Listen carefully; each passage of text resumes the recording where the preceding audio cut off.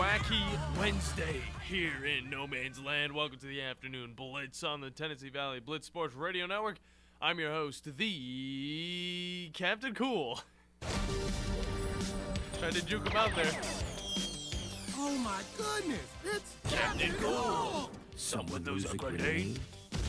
No, but I have a feeling I'm gonna be losing my voice soon enough. I don't know. There must be something in the wind, something in the weather. It's getting to me a little bit, but I'm gonna keep on chugging along. I'm gonna get through this week. It's only Wednesday, but we're having a lot of fun, and I wouldn't want to miss out on any of the fun to come. So make sure you guys find us online at theblitzsportsradio.com, on Facebook at The Blitz Sports Radio, and on Twitter at @theblitz_sports, where we post updates about the show. We post a little bit of behind the scenes and some polls for you guys to interact with, and follow us on Twitch and YouTube at WZZN TV for more than just sports talk. You get to see me, you get to see Bandi, you get to see the Chad, you get to see Scuba Steve occasionally, you get to see some other wacky faces that come up on the stream. But either way, it's a very fun time over there, and if you're not driving a car, make sure you are watching us that way, because it's the best to get the most out of this show. I swear. Okay? And another way you can get the most out of this show is by calling us at 256-576-4977 to interact with the conversations, or create an audible to have your own conversation with me and the Bandi Man ourselves. And we can talk about anything under the sun. We can talk about college football, talk about college basketball, we can talk about pro basketball, we can talk about NFL. Did I already talk about that? I don't know. And we can also talk about how terrible the Arizona Coyotes are and how much worse they've gotten since I've gotten this jersey. And, yeah, I mean, I'm trying to rep them as much as possible. I'm not even a fan of the team, but I'm glad I'm not a fan of the team. Jeez. They even tried to save their season by whipping out their third uniform that looks really nice, I will say that. They've got good gear, but their team's terrible. But you guys got to know that this hour is presented by Fleming Roofing and Restoration. Some guys that aren't terrible. These guys will make sure your roof is sitting sturdy on your, well, atop of you. And I can tell you this much. I was chilling in my house last night, and you know what? It was raining, and no water was irritating my time listening to that rain while I fell asleep because of roofing restoration and whatever was on top of my head, and I was very, very thankful for that. Make sure you guys look them up online and fill out your free quote today. Remember, Fleming always shows up. You're live, hanging with the chillest crew of 2 in Sports Radio. In the booth, spinning the tracks, in front of the Alabama Crimson Tide flag, the one, the only, Bandi Man Bailey Larry. How is it going, Captain Cool, on this wacky Wednesday? Yes, my dude, it is a wacky Wednesday, and you know what? I'm not doing too bad. I'm a little sad because of some news that arose yesterday as I was in the gym hitting arms. I will say, very thankful to hit arms last night. If I didn't, then today I would have to, because then tomorrow we got a little basketball game to go to, and then the day after that I got to film a video in Athens, Alabama, which I might just stop by the good old Buc-ee's that just opened up over there, so might get a little experience in that. But other than the bad news that I will bring up later, it was it's a pretty good night, and I'm doing pretty good coming into this show. I'm very excited for it, Bandi. I am as well. I mean, we got big news not only in the sports world and the gaming world as well as not one, but two guests coming up in the second hour. Yes. RJ White from Sportsline.com. Of course. To preview the divisional championship games and just, honestly give his incredibly informed and smart opinion. Which, by the way, how he ever came up with that power ranking system that always never ceases to amaze me with how accurate it has been throughout the year.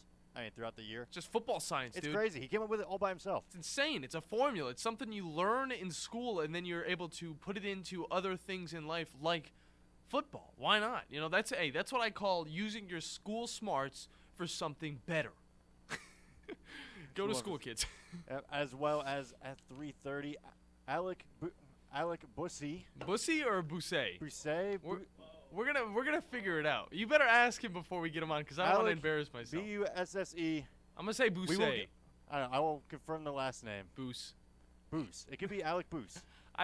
Okay, I hope he doesn't listen to the beginning of the show. If he does, I want to say sorry, but I will say this.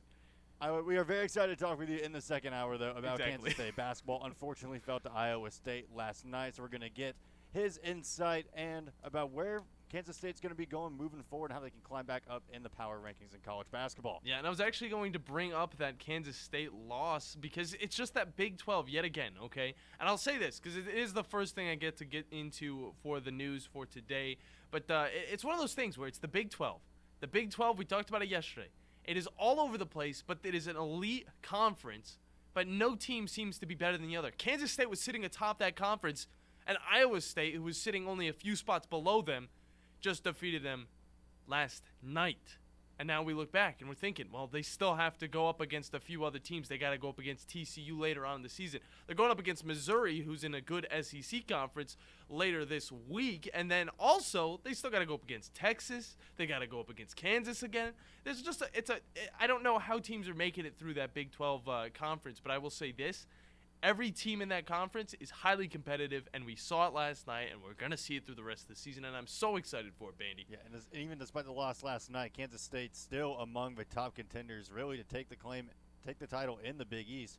I mean, Big 12, not Big East. You got it. Big 12, especially with the recent fall of Kansas themselves. Yeah, 3 losses in a row, and, I mean, that's something you look at and you're like, okay, they are in a very, very tough conference, but if you're wanting to stick with the best, you got to be winning games, even in that tough conference, because they were sitting at number 2 a little bit earlier last week. And now they've been pushed all the way back, and they're probably going to go past the number 10, probably past number 15, and they're going to drop down around that 15 to 20 area. And you hate to see it, especially for such a legacy school like Kansas, the Kansas Jayhawks. Yeah, this is a legacy school. Yeah. You could really just say that. But, I mean, looking at the conference right now for the Big 12, we can see Texas sitting right behind Kansas State. Even after that loss, Iowa State sitting at 6-2 as well in that conference. It's right now it's a 3-way tie, and you don't know who's going to pull away with it. Right now, Texas is on a 2-game win streak, okay? Iowa State, they're on a 1-game win streak.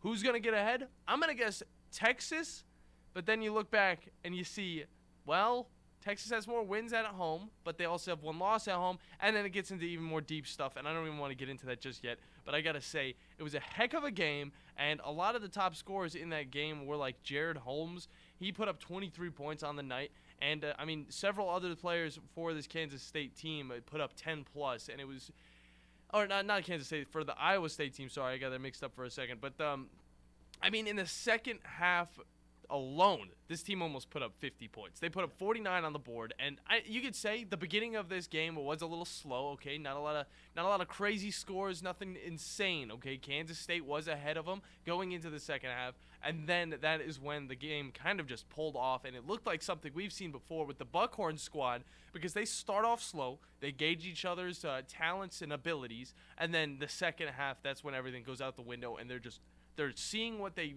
figured out in the beginning, and they're going from there. And both teams did an amazing job in that second half. But one team obviously had to win, and that was Iowa State with just an amazing performance by some of these players like Jared Holmes. And then on the other side, you look at Kansas State, and they also had a few efficient scorers like Marquise Noel, who had 23 points himself, Cam Carter and Keontae Johnson, who had 15 to the board each. Yep. And then it just goes down to the rebounds, which was the biggest thing. Yeah. Kansas State, 20 rebounds on the night, okay? Iowa State, 28 rebounds on the night. 9 of those were offensive. It's being able to pick up the ball. That is a big difference, okay? You can even look at Kansas State, the way they were shooting. Their three-point efficiency was in the 50s, 50 percentile, all right? Insane. As a team, that's incredible. That is incredible. And then you look over Iowa State, they were hitting the average. It was around 38. Yeah. It's just how it is. But you know what? The team that has the most rebounds at the end of the night is the team that's most likely going to win because they're able to pick up those extra points. I think that's a good take right there. Yeah, that is a good take. And you also can't forget about Noel on the defensive end as well, posting up 3 steals on the night. I mean, kind of being a terror there at the 1 spot for Kansas State. Yeah. And, I mean, I can't wait to get Alec Boost's opinion. Yeah. I'm very excited for that. And just having 2 guests on, I got to say, thank you, Bandy, for getting those guests. Now we're going to have a fun little show. But remember, this whole first hour is wide open for you guys to hop in, 256-576-4977. If you missed what I said, it's on the stream. Go to WZZN TV on YouTube and Twitch to find that. So you can call in on this first hour because it's wide open. And then going into the second, you can't call unless we're in that end segment, that very end segment, you'll be able to sneak yourself in here. But if not, don't worry about it. Then just listen to us. You can call in tomorrow. It's gonna be a thunky Thursday. Funky Thursday. I have no idea. It's probably gonna be a thirsty Thursday. I'll think of some stuff. But Bandy, I've got a question for you before we get into the fun news. Alrighty, hit me with it. All right, spring, summer, fall, or winter? What is your favorite season and why? Spring. Why? Golf season. Golf season? Yeah, I would just say because like spring's that perfect time where it's not too cold, Okay. not too hot, Yeah. out in the daytime, and plus it's only gonna get warmer, which I can 100% stand being warm over being cold. Okay. Like if I'm too hot, that's fine. I can cool off. If I'm too Yeah. cold, I'm in pain. Yeah, I can actually understand that. And there's been times when I've kind of flipped it back and forth. I'm like, oh no, I was born in New York, I like that winter. But then I think about it, I'm just like, I don't like the cold at all. But then I think about it, I was like, well, all my cool clothes come from, the winter clothes. They're the warm clothes, like what I'm wearing right now. I'm very cold, or I'm very warm and just like cozy right now in this little seat. But then there's times when it's like I come into a warm room and I'm just like a little ugh, So I'm going to say personally, I love me some summer because the pools are open, there's kids outside having a great time and it makes me so happy. And it's just good time. Spring's also great. Yeah. Fall is amazing. And I mean, I can give or take winter. It's being carried by Christmas. yeah, it really is being carried by most of the holidays, really. Yeah. But most of those holidays, yes. they sit in fall. So I mean, Thanksgiving and Christmas, yeah. I'd say summer is probably the most boring out of all of them.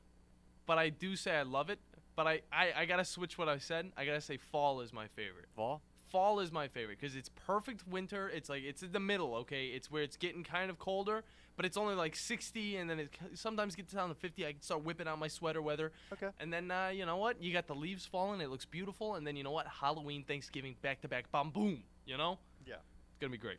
I can't wait. But we still got to go through the rest of winter. We got to go through spring, which I, look forward to. A lot of pollen's going to hit. Don't like that very much. Oh, I forgot about the pollen. You forgot about that. Your car gets coated.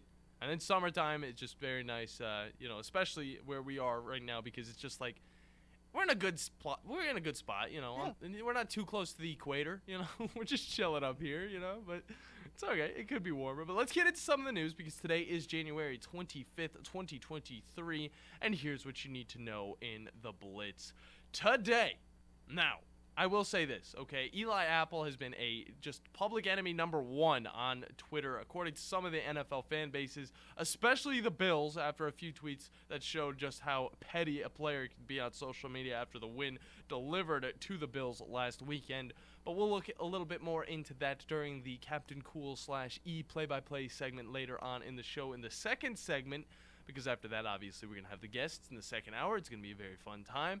And then I wanted to bring this up, Andy, because I know this is away from sports. You might talk about it a little bit during the play-by-play, which I don't know if you will, because you got to focus a little bit on that Xbox conference that's going on as we speak. Yes, Yeah. as we speak. But right now. Adult Swim cuts ties with Justin Roiland in wake of the news of the co-creator being charged with 2 felony domestic abuse charges from 2020. Shortly after Adult Swim's announcement, Squanch Games, creators of the hit game High on Life, have also decided to cut ties after, Roiland actually kind of left. He was just like, you know what, here's my letter, I'm out of here. So they didn't really have to, but they did cut ties with him, sadly. But, the hardest thing about this, and I know you'll probably continue this story a little bit on what I'm saying, is it's just like they have to recast both Rick, Morty, and a whole plethora of the cast from that show, because most voices, if you didn't know, guys, from that, Rick and Morty are both Roiland's voice. Yeah, like he does roughly like 70% of the voices in the show. Yeah. So I mean, you can definitely hire some good people who can imitate it. Let's hope. I've heard some good Rick and Morty impressions. Yeah, I mean, it's one of those things where it's like, even, I've even tried it. Anybody who's watched Rick and Morty has definitely tried the I don't know, Rick. I don't know, Rick. Oh, Morty. It's like I can't do it. I mean, I could tried. probably just try and stretch it, but at the same time, I definitely am not going to be throwing myself out into the world of Rick and Morty, especially not right now. But they have to do 10 seasons. They're scheduled to do 10 seasons. They're only on season 6, and they're working on season 7 as we speak. Okay. This is going to shake up that show, the show's fan base, everything about it. Is this the death of Rick and Morty? I say probably most likely. What Justin Roiland did, totally not okay. We've learned many things afterwards, that he is a little bit of a cringy fella himself.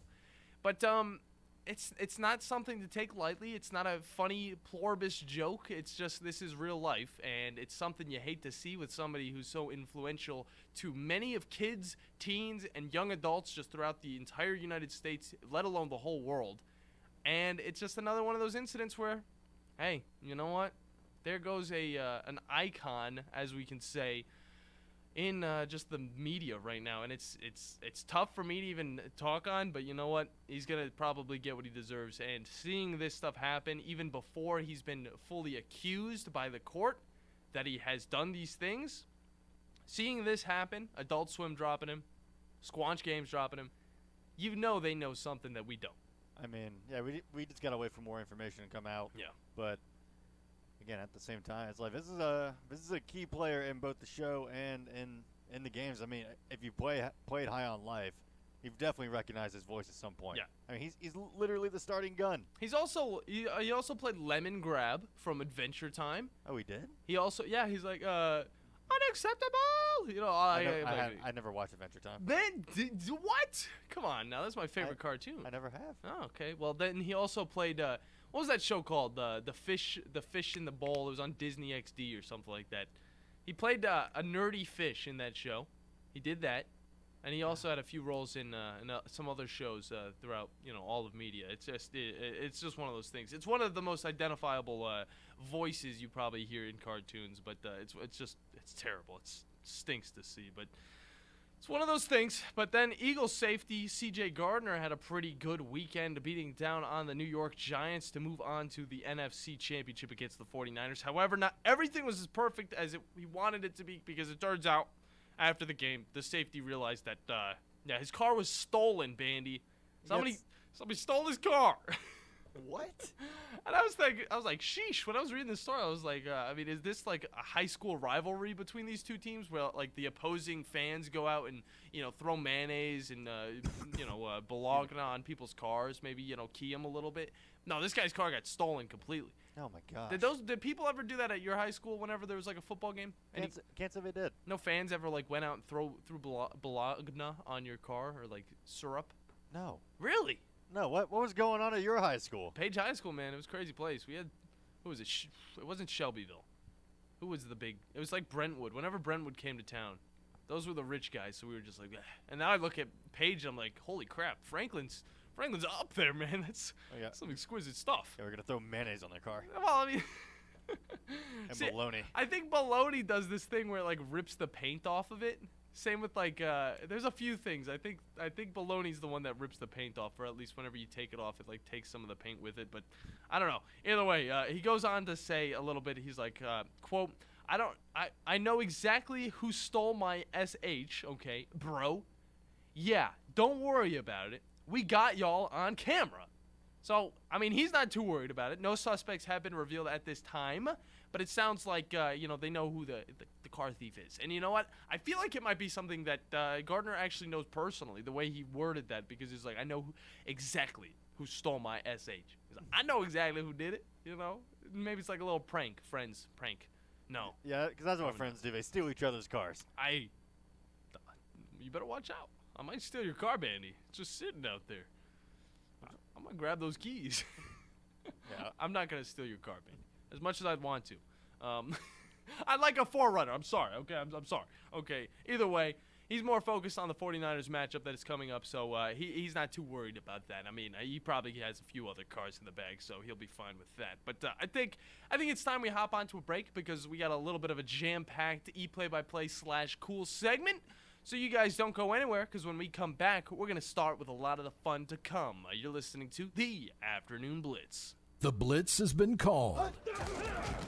The Lodge at Guntersville State Park. From the gorgeous long views of the lake from the Bluff Side rooms to dinner at the Pinecrest room, Guntersville State Park needs to be on your bucket list this year. What an ideal place for a family staycation or a romantic getaway. Guntersville State Park has it all. This is a great time to book your visit, and depending on the time of year, you might want to bring the clubs and take in a round at Eagle's Nest. Make plans today to visit the Lodge at Guntersville State Park. If it didn't exist, you'd have to invent it. Guntersville State Park. Do you have discomfort in your legs? Varicose veins can affect not only how your legs look, but how they feel. Symptoms of varicose veins include pain, swelling, aching, heaviness, and fatigue. Dr. Tracy Lowry of Best Vein Care of Huntsville can diagnose and treat your varicose veins with the latest minimally invasive techniques. Diagnosis and treatment is covered by most insurances. Call 256-715-7151 to schedule your free screening. Go to bestveincarehuntsville.com. Oh, we have a great deal coming up for you this Friday morning. One of the all-time favorite offerings, the beautiful Lodge at Guntersville State Park. You'll get a Bluffside room and a $30 credit at the Pinecrest room. $190 value for just $95 on zone deals. What a great Valentine's gift for that special someone in your life. And it's good to use all year long. The views are amazing. The rooms are beautiful. And the value is incredible. We have a very limited number of these deals. So be ready to get yours Friday morning.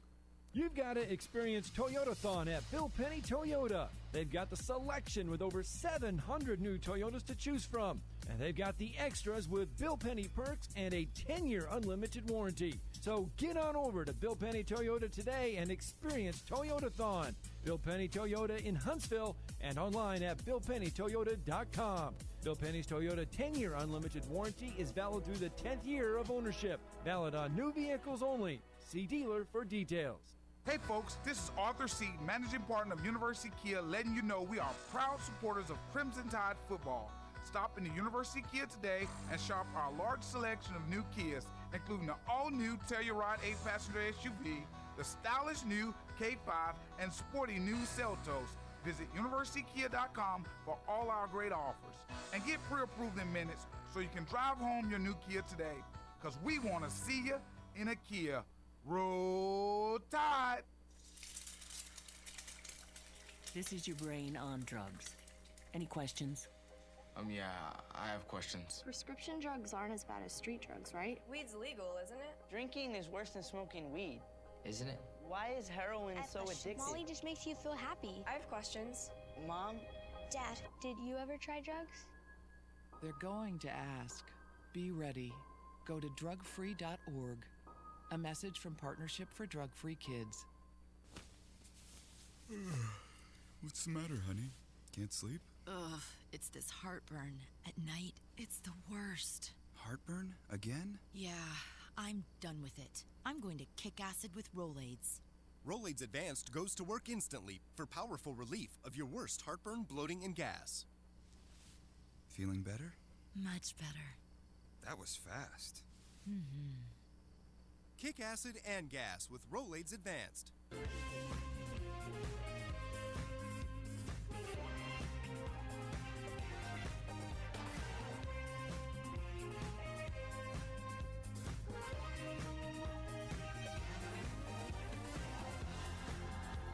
Hello and welcome back, everybody, into the afternoon blitz here on a wacky Wednesday here in No Man's Land. Guys, we're halfway through the week, and I'm very excited. But you know what else I'm very excited for, Bandy? What's that? The Roof Atop My Head by Fleming Roofing and Restoration. The guys you need to talk to about all of your roofing needs. If you've got any roofing problems, how about you check them out online and fill out your free quote today. And remember that Fleming always shows up, and they do a great job making you show up in your neighborhood as well. That's Fleming Roofing and Restoration. Go check them out, guys. That's a free quote. Yes, free quote. And you can get the time of your life having the nicest roof in the neighborhood, unless all your other friends got Fleming Roofing and Restoration, which they should. I will say that much. But Bandy, we got a nice little segment here, okay? This only happens a few times. It's when we got two guests on during the show, and we got to cram our segments together, and it's totally fine because it's just no shortage of entertainment here. I heard you have a very nice segment over there for the E-play-by-play, and I know you want to kind of start that off with it, okay? But can you play both the cool segment and the E-play-by-play song at the exact same time? Can I play them at the same time? Can you play them at the same time? How'd that sound? It's getting hot in here. You wanted this. Just let it go. Catch up on esports with play-by-play with the Bandy Man. So it's time to cool down with Captain Cool. Nice. All right. Bandy, you can turn that off. Jeez, that was a mess. It was funny, though. I will say that. Bandy, you want to start off with your story over there? Because I hear you got a pretty good one. Okay, so we have the Xbox Developer Direct going on right now. First time they've ever done this. Very nice. And I wanted to, this is going to be the bulk of the play-by-play. It's kind of giving like a live update because it's going on right now. Yeah. And so far, all that has been shown is Forza Motorsport actually gameplay and details have been revealed. It is set for sometime in 2023. Whoa. Developers said Forza Motorsport will feature 20 locations to race at, including returning favorites and 5 that are brand new. Heck yeah. It will also run 4K 60 FPS with ray tracing. Oh. And we also got a new game from the creators of The Evil Within and The Evil Within 2. Okay. But it's not a horror game. What we got? It is a kind of cel-shaded, like anime CGI-styled rhythm action game. Oh. That's kind of like a rhythm fighter. I think I remember seeing something about this during, was it Gamescom, whenever they first announced this? Yeah, it's called Hi-Fi Rush. I'm going to look it up and see if it's the same game I was thinking about. But we got a whole brand new look at that, whole new trailer, everything showing everything off, how the game works, and it comes out today. Oh, it comes out today? It dropped literally right now. Whoa. That was their surprise, is that they are shadow dropping it today. Yo, that's sick. So is it on Game Pass? I don't know. I feel like it's got to be on Game Pass. I feel like it should be. Yeah, you drop it today. If it is on Game Pass, it looked really cool. Okay. Let's see. It's a rhythm action game out today. Big departure for the studio. Let's see. I'm going to try and take a look at it. I'll get info on that. Let's continue on. Continue on. Oh, you want to go on to mine? That's totally fine. We can just kind of flip-flop back and forth. That's both our segments. Hey, let's do it then, because we make the rules here. We got a little bit of drama on Twitter, Bandy. Oh, a little Twitter drama? A little bit of Twitter drama. Now, I was not going to touch on any of this, but I can't go on without talking about Eli Apple's public enemy tweets. He's been really going after a lot of the Bills players. I'll say that, okay? Especially after the 27-10 beatdown last weekend. And it all started after a couple tweets from an upset Stephon Diggs. Remember that? Very upset man. I do. The way he ran off the field, he was done with it. He wanted to leave. You know, you can't blame a man though, okay, for being competitive, but you can blame a man for being a sore loser. All right. I don't want to say Stephon Diggs is a sore loser, but you know, you gotta be respectful of the other team. They just beat you, okay? Even if it was 27-10, the coaching was the problem. It wasn't you, okay? You gotta make sure you stay clear and you're professional about it, because at the end of the day, this is an organization. Yeah. Right? Understand, you know, he doesn't like losing. But then my boy Apple, my boy Eli, okay, Book of Eli, he had to just come out here and he said, hey, Cancun on 3. With the famous Damar Hamlin heart emoji, heart hands emoji. You know the thing, boy. the heart hand sign emoji. Well, this sparked a lot of anger from the comments. Okay, people were like, "Why are you gonna do that? Why are you gonna do that? That guy literally could have died and stuff like that." Eli later goes on and he talks about how you know, all love to everybody. You know, I wasn't trying to touch on anything. I'm glad he's safe. All that stuff. You know, we're just. You know, it's all in love. That's what he wanted to put out there, okay? And you say this, okay, and it's going off of the 1-2-3 Cancun thing. That's meaning like a team gets eliminated from the playoffs or something like that. Yeah, and they go to Cancun. Yeah, it's especially used in like basketball and stuff. So, Bandy, you probably know a little bit more about that. But it was something that definitely confused me right off the bat. But again, you know, a little play on words. I see what you're doing, Eli.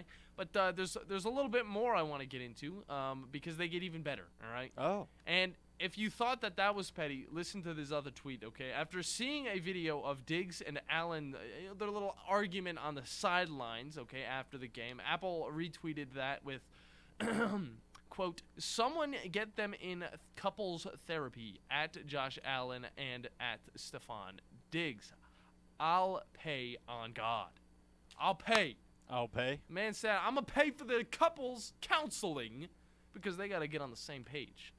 Well, they should probably throw the coach in there as well, because that's where it needs to happen. It needs to be a 3-way counseling session with Stephon Diggs Josh Allen and the Buffalo Bills whole coaching organization on that, okay? I think that would be pretty good. But yeah, he later turns his focus to Shaq Lawson, who stood up for Hamlin and said, quote, "That SH get you beat up for real. Get it on the field." Or keep it on the field. Sorry about that. End quote.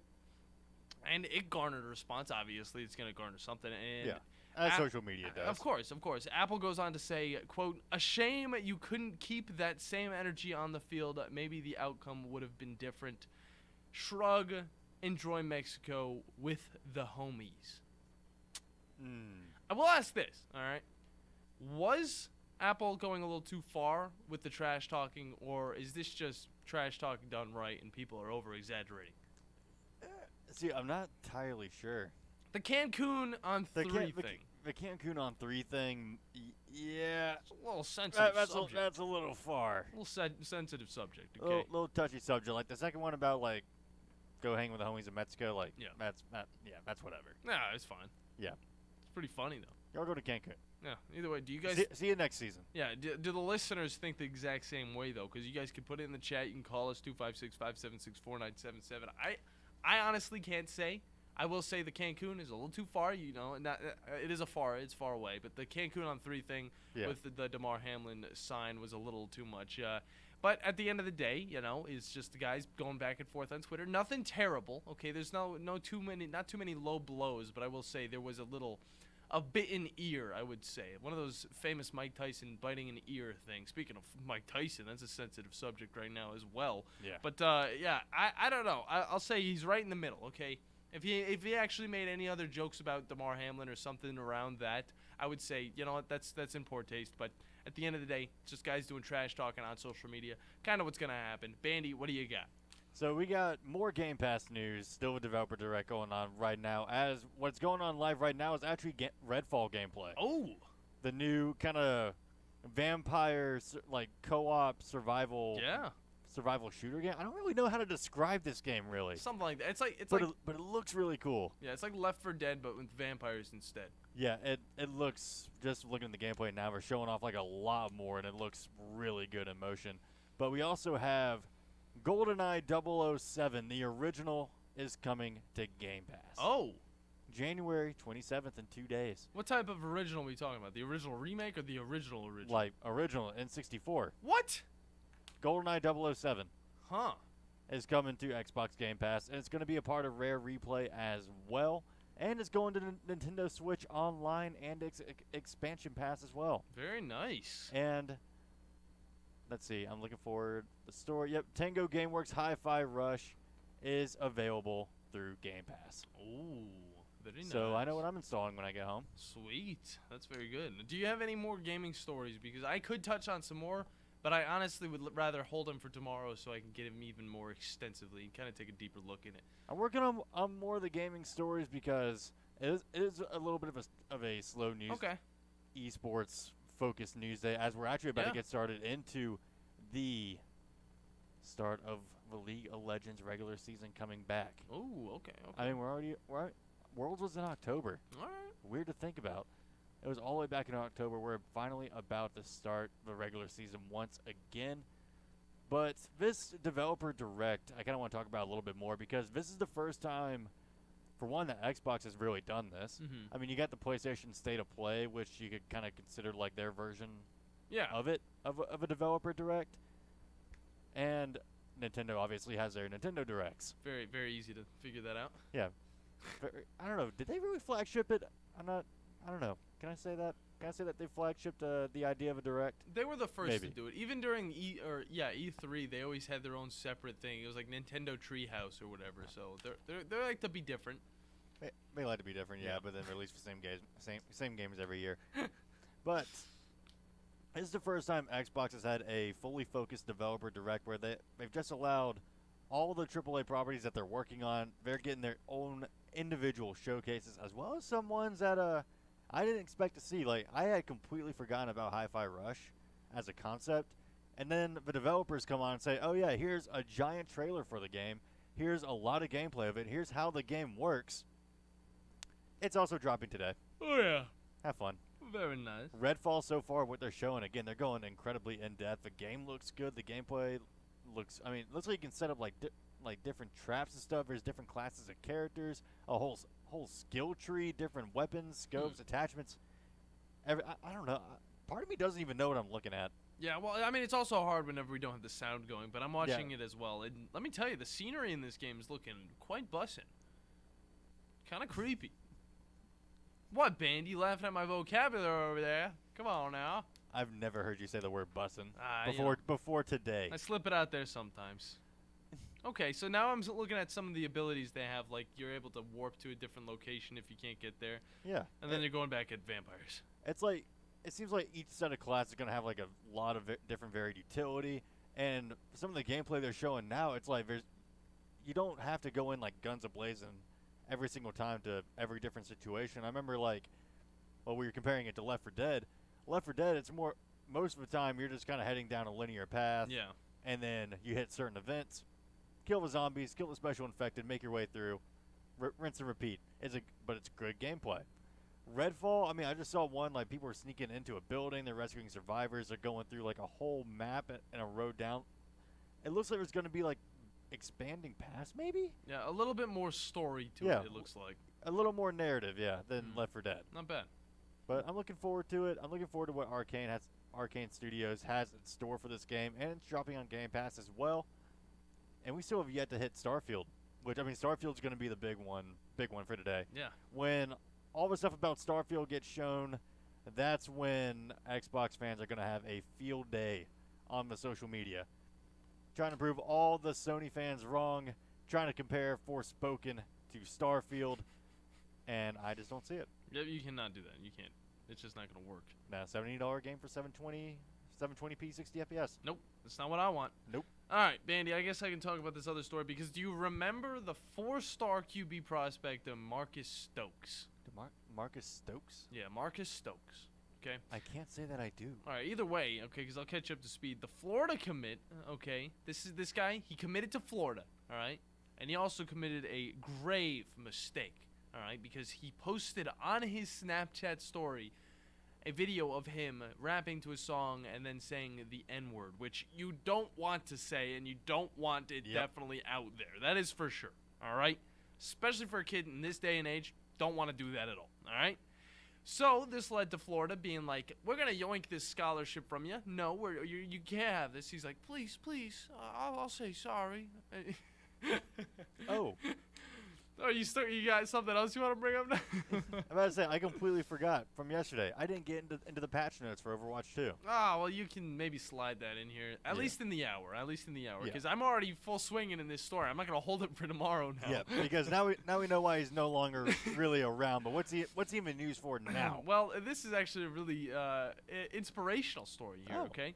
So Florida took it away from him. He said, please don't do that. And it happened anyway. He later apologized, all that stuff. And, I mean, you know, that probably would have been it. You know, his career is probably over moving forward. That's how it goes. But no, that's not what's going on, okay?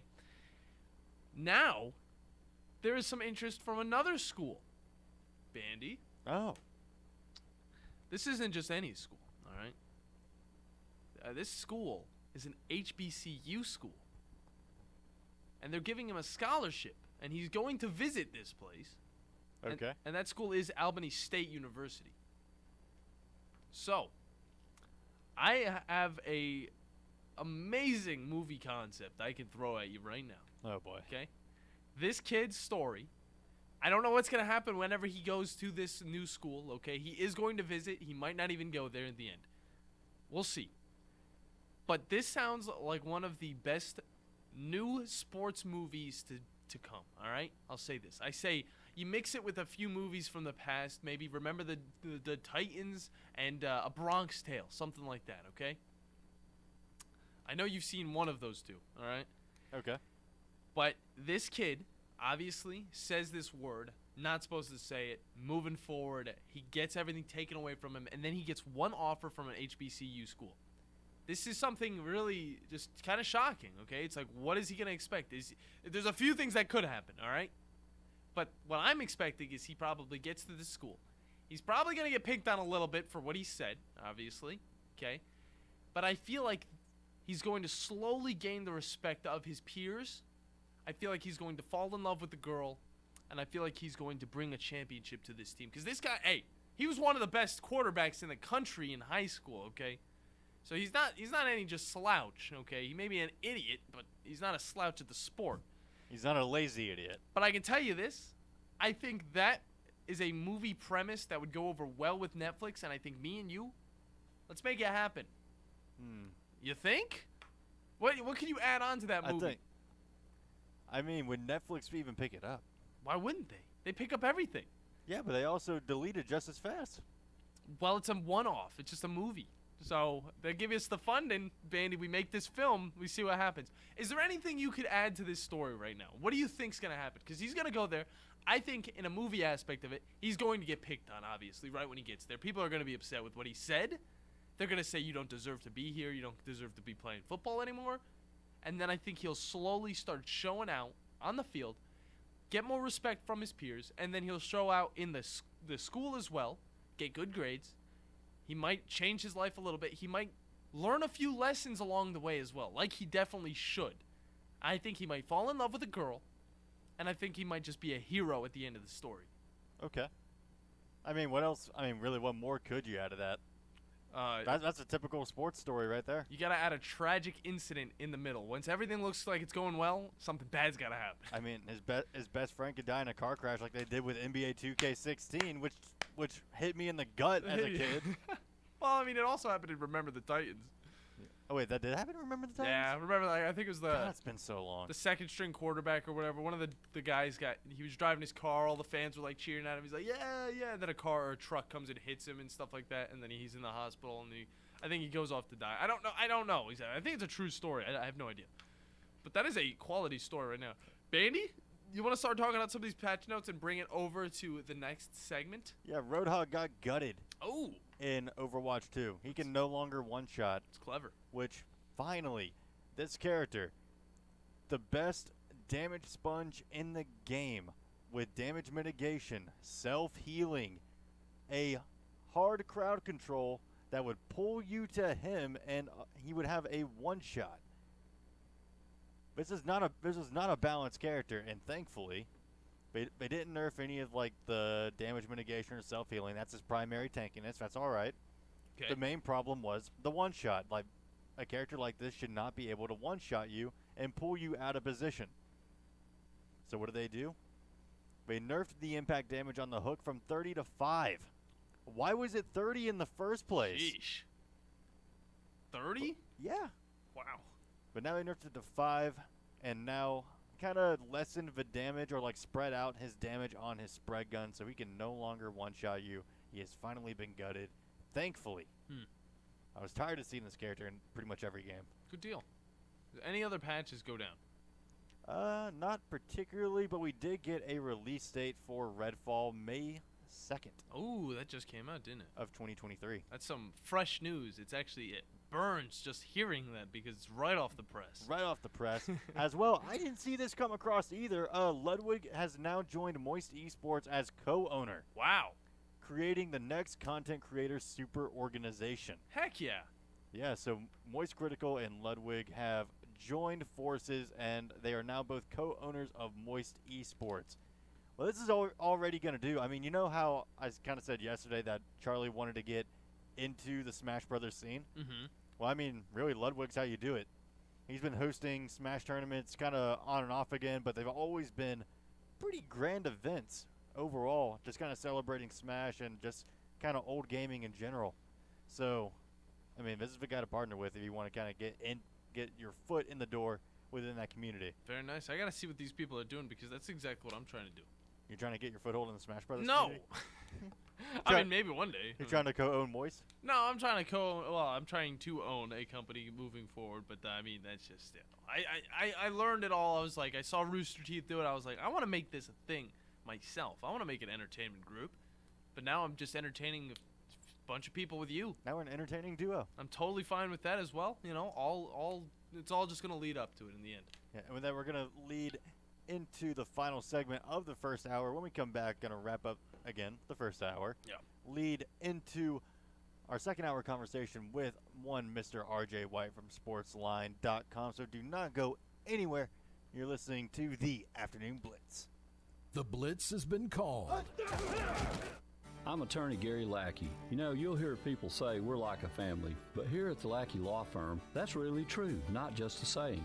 I'm Justin Lackey. With my father and my sister, we have a special connection to each other. I'm Jennifer Lackey. At the Lackey Law Firm, when we take on your case, you become part of our family. You really do. And we'll always do whatever it takes to get everything you deserve. If you're injured, you worry about getting well, not about paperwork or insurance companies or figuring out how to get to your lawyer's office. I'll come to you. We worry about your case so you don't have to. When you've been injured, we know that your case is probably the biggest thing going on in your life. More important than almost anything else. And it's important to us too, for one simple reason. Family takes care of each other, and at the Lackey Law Firm, we'll take care of you. The Lackey Law Firm. The Lackey Law Family. 1-800-4RIGHTS. No representation is made that the quality of the legal services to be performed is greater than the quality of legal services performed by other lawyers. Champy's famous fried chicken started in Chattanooga, but the history of the fried chicken, hand-rolled Mississippi Delta tamales, and comfort food sides started decades before. Champy's famous fried chicken is made from an old family recipe from down in the Delta, and everything is fresh and homemade, including all of the sides and desserts. Come visit Champy's famous fried chicken. You'll find it's the best fried chicken and hand-rolled tamales you've ever had. On Madison Boulevard in the old Bison's location in the Publix Plaza with 22 taps in the full-service bar and 2 outdoor patios. See ya at Champy's.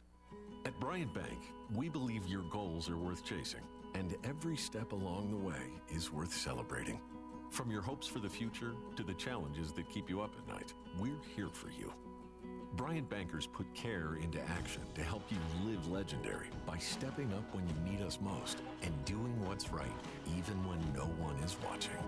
Come experience a local bank whose people greet you by name and treat you like family. Bryant Bank, member FDIC.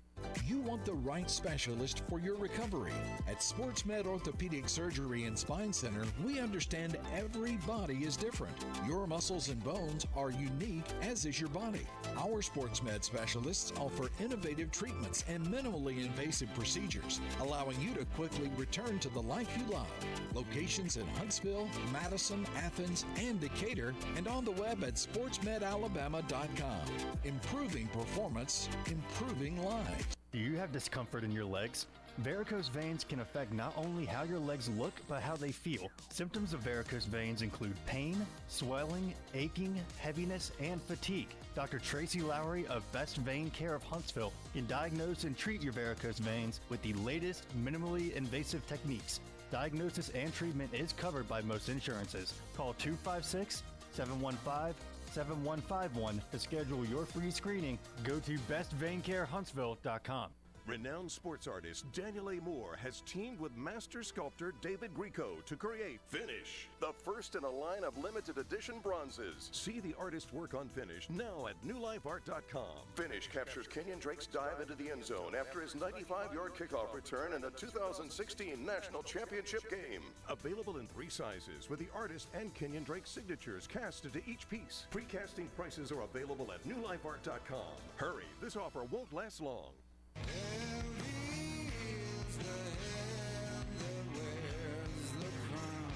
Hello and welcome back, everybody, into a wacky Wednesday here in No Man's Land. Welcome to the Afternoon Blitz on the Tennessee Valley Blitz Sports Radio Network. I'm your host, Cam Cool, alongside the Bandy Man, Bailey Lowry. Hello. Man's doing a great job producing the show, doing all he can to keep me sounding smart and himself as well. Doing a great job over there, Bandy.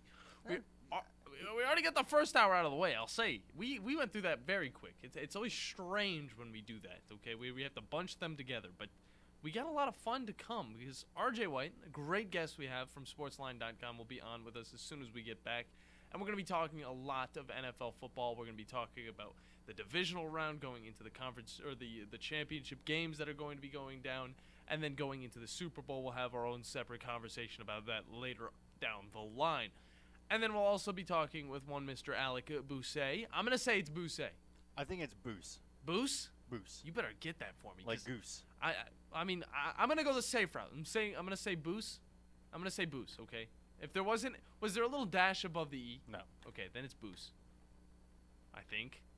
you better just get that for us. Be like, hello, hey, what's your name, by the way? And he's like, you know my name. No, you're yeah. No, it works. I'll get it. Don't It works worry. at times. It works at don't times. worry. Okay, don't Don't worry worry. about it. I'll trust you with that. But he'll be on with us at 3:30 to talk about Kansas State and their basketball season because they're doing good, but they're also in a very, very competitive Big 12, which makes them look like they're not doing as good. But I can assure you, are doing very well on the season as well. But I mean, again, we went from video games back and forth to sports talk. And now we're going to be going back into sports talk, and this is going to end off on a different route. Yeah, I mean, did you know Manchester United is up 2-0 right now on Nottingham Forest? I don't care. In the Carabao Cup. The Carabao. The Carabao. The Carabao Cup. Whenever you tell me you hadn't heard of the Carabao Cup? No. Oh, everybody knows about the Carabao Cup. No, we didn't. Whenever you said the Carabao, I thought you said Carabao, and I was like, I don't care about it. Man, soccer. What? You actually listen to soccer? I don't know. Either way, I can assure you this much: Patrick Mahomes is ready for this AFC Championship, meaning that this game is gonna be good. We're gonna get that good rematch that we've been waiting for, and there's not gonna be anything to really just blame. It's just gonna be two amazing teams against each other, two amazing young quarterbacks against each other, and it's just gonna be a fun one, and I can't wait to see that. But we're gonna find out a little bit more when we talk to Mr. RJ White from Sportsline.com, because he's gonna give us all of the news. Bandy, what do you want to find out when it comes to the NFL world? I mean, I really want to see what it's going to be like between this 49ers-Eagles matchup. Because, again, we're going to have what I'm hoping is a completely healthy Jalen Hurts. Yeah. And now what we got looks like a healthy Patrick Mahomes. We're going to have that offensive just shootout on both sides of the ball. But I'm hoping to see a little bit more out of the 49ers. Because between you and me, I want the 49ers to go all the way. Okay. Like, now that the Bills are out, we don't have the DeMar Hamlin story anymore. Let's get the Brock Purdy story going. I can't deny that. Okay, I want to see the 49ers win as well. That is my favorite for this year, but it's not who I think will actually win it. Sadly, I think the Eagles are a hell of a good team. I think so as well. They move quicker than anybody else, and they've got a stellar defense. There's only a few flaws that they have, and I can't say that other teams have any less flaws than them. I also want to feel validated. You do on my Bengals pick. It's not gonna happen. The Bengals are going to lose. I don't know about that. Well, you know what? You want to know something funny is I did see a post, and it was at a grocery store, and it had the whole Super Bowl like thing just set up. You know, everybody with the water or the soda containers and all that stuff. They usually put up a display, and it had the 49ers against the Bengals. So that's what they had. They didn't have any of the other teams on that display. And I'm thinking... It was just 49ers and the Bengals? I'm thinking, did they get a hold of the script or something? I mean, they might have. I hope not. I really hope. I hope it's the Chiefs versus the 49ers. Did they drop it in the locker room for the NFL to pick up? I'm thinking, purposely? We all know about those stories, guys. Good stuff. But, as you know, we're going to hop into the final break. This hour has been brought to you by Fleming Roofing and Restoration, the guys you need to talk to about all of your roofing needs. Check them out online to get your free quote. Remember, Fleming shows up all the time, constantly, and you guys will be able to get that as soon as possible because they show up quick. But going into this second hour, we're going to have a lot of fun to come. Two guests. Yes, two guests. RJ White and Alec Bousset. We're going to get it perfect. You guys don't go anywhere. You're listening to the Afternoon Blitz.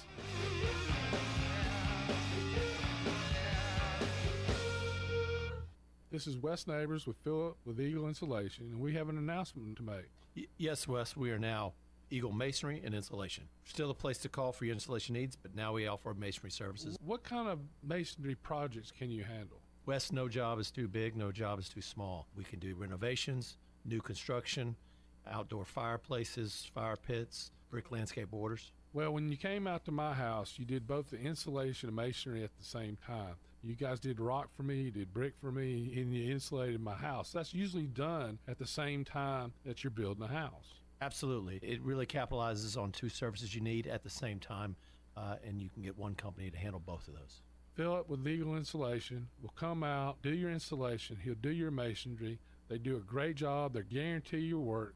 Check out more online at insulatedwitheagle.com and schedule your free examination today. 256-755-1556.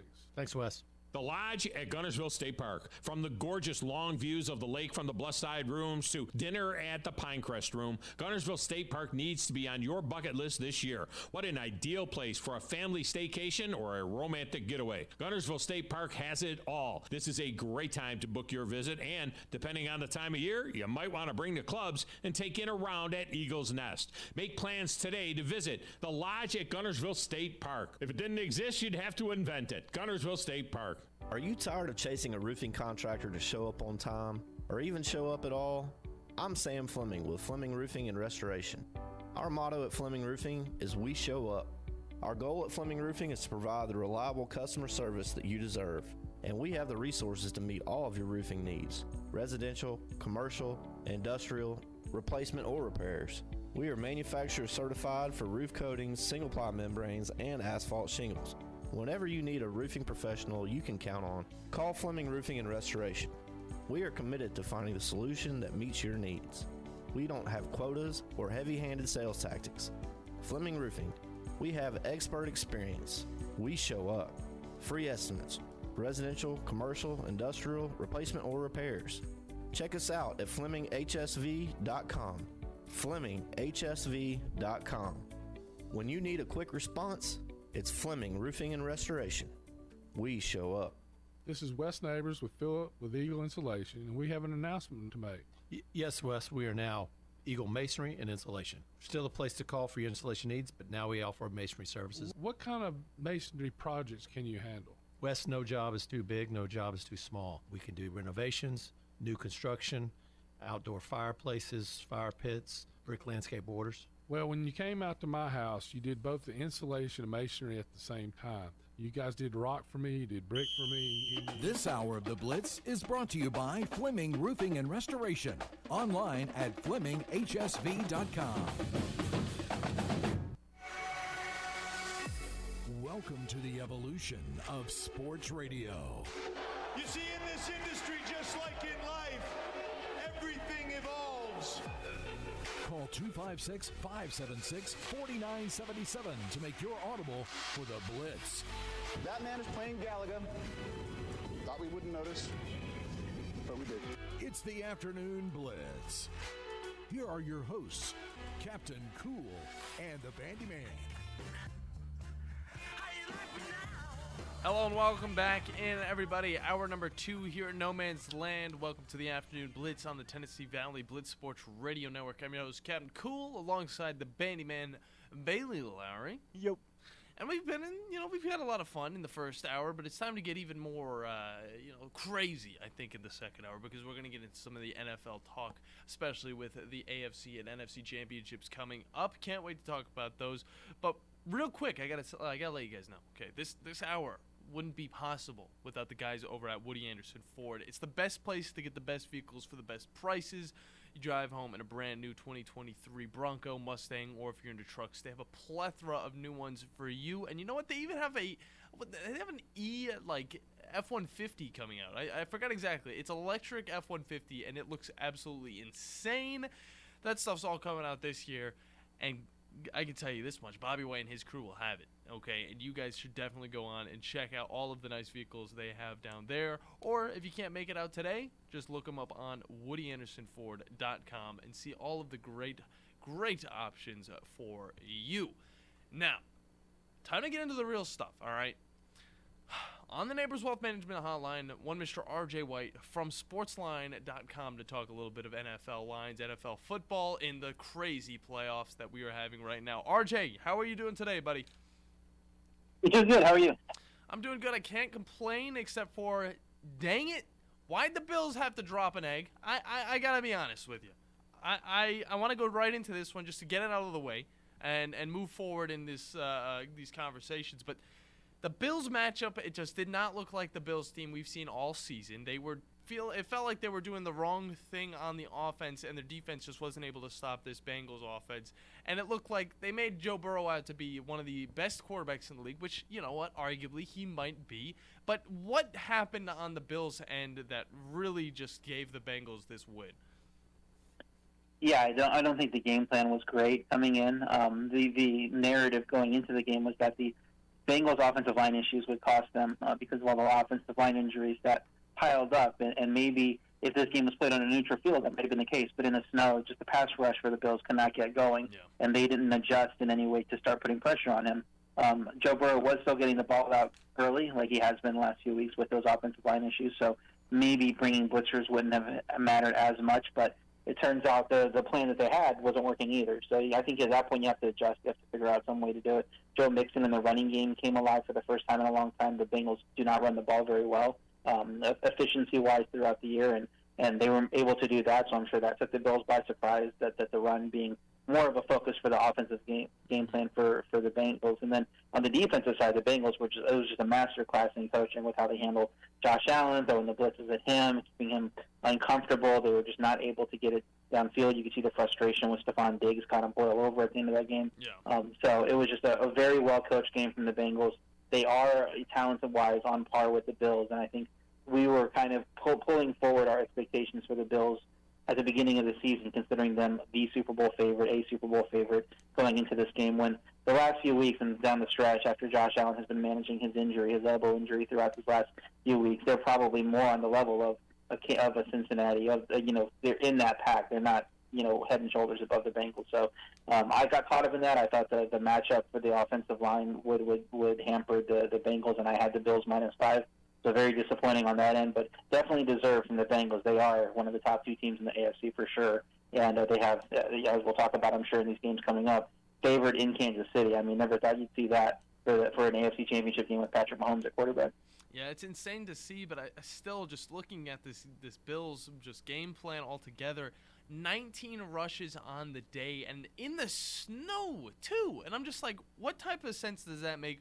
What do you think they were trying to go with, if you even know what it could have been? But what was really going down with that type of thing? Because Joe Mixon alone had 20 rushes himself. So I don't understand. Can you help me explain that to me?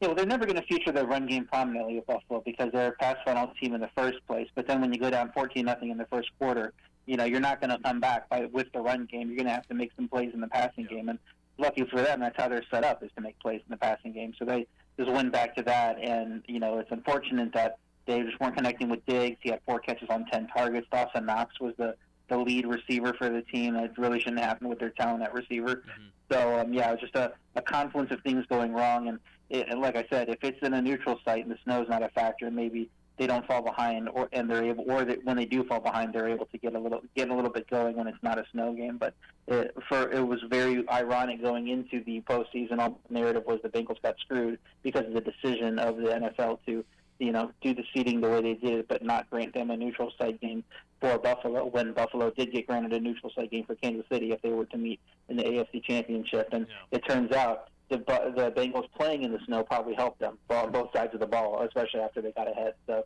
very interesting happened going into these things. RJ White from Sportsline.com talking NFL playoff action. And now I kind of want to move over to the Cowboys-49ers game just to really look at this Cowboys team as they are completely out of the playoffs yet again. It just happens time and time again, whether it's Tony Romo, whether it's Dak Prescott. And now I don't know if this is something to look into at all, but Dak Prescott just interceptions on interceptions throughout so many games now. And you can't really blame it all on him. He played a hard game. The defense played extremely hard. But the offense, again, didn't seem to get going as they have been throughout the season. But really, do you think Dallas is going to keep on the Dak Prescott train, especially with Ezekiel Elliott? He wants a little bit less in the contract. If he can stay, he will. But do you think this team needs to kind of change things up, or do you think they need to stay the same and maybe they'll be able to punch through to a Super Bowl one of these years? Well, certainly things have to change. I'm not sure that it's that quarterback. Dak Prescott has proven himself, in his career as being capable of having that high ceiling quarterback, and I do believe he is capable of winning a Super Bowl if everything is in place correctly. The thing is, what's around him? Who's the guys calling the plays? How's the offense designed? Is there enough depth on the offensive line?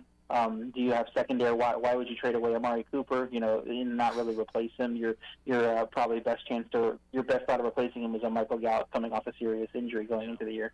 So it's just all these things of they're I think a little bit too confident in the run game, a little bit too confident that Dak's talent would win out over everything else. when that's not really how this team is designed. You need to have the right support system in place. Patrick Mahomes is the most talented quarterback in the NFL, but if you don't surround him with pieces, he's just going to be a guy like Lamar Jackson at his best that isn't able to go out and win Super Bowls because he's trying to do everything he can offensively. He doesn't have the support around him. So I think keeping Dak in place makes sense for the Cowboys. I think moving forward with him, he's obviously a talented quarterback. And what's your plan B? As my friend Pete Prisco on CBS always say, what's your plan B now? If you can move away from him, because it's very hard to find a quarterback of Dak's caliber. You're not just going to find them laying around in the draft or in free agency, as teams like Washington and Indianapolis have found out in recent years. So I think moving forward with Dak is the plan. Clearly, things have to change. On the offensive side, I might look at a different offensive coordinator. I might definitely look at diverting resources in different ways and not spending $90 million on a running back, which I think everybody agrees, like analytically where we are in the NFL in this day and age. Very, very foolish to give Zeke that contract. They can finally get out of it this offseason. Maybe let's construct our roster a little bit different way. Give Dak some more weapons. Make the passing game more of the focal point of the offense. I know, kind of weirdly enough, I had that same kind of question for two of the other teams that made it into the playoffs. But I mean, but it was more of a with the 49ers making it through, like on the other side of the ball. It's really kind of should Brock Purdy fall in the conference championships or make it all the way to the Super Bowl? I mean, do you really as the 49ers, do you really take a step back as an organization, be like, all right, we still have Trey Lance, Jimmy G's probably not going to be staying for another year, and we now have Brock Purdy. Like, kind of, what steps could they take as an organization for kind of filling out their quarterback situation, and really, what could you see them going forward into the offseason? Well, it's a good problem to have. A lot of teams struggle to find one good quarterback, and the 49ers have had success with two this year. And Trey Lance was the guy they wanted to have success with, didn't really get that opportunity. So it'll be interesting to see. There's some people that said if Brock Purdy keeps winning games and goes on, he has to be the quarterback, moving forward. I'm not sure that's necessarily the case with the resources that they've poured into the Trey Lance, the 3 first-rounders moving up to get him. And Kyle Shanahan has shown that he can turn quarterbacks successful in his system. So you can take Jimmy Garoppolo and make him successful. You can take Brock Purdy on short notice and make him successful. But when you make that move, I think they really have a plan in place with how Trey Lance would look running that offense. That could take the offense to the next level. So this offense could take, even 2-3 steps forward if they can keep Lance healthy and have the plan that Kyle Shanahan has in place for him in store, because I think that's really just the ceiling is much higher with him than it is with a Brock Purdy. So we'll see what happens. I think considering the major nature of Lance's injury, you really just go into the offseason saying, we like where we are with our 2 quarterbacks. We're not looking to bring in competition.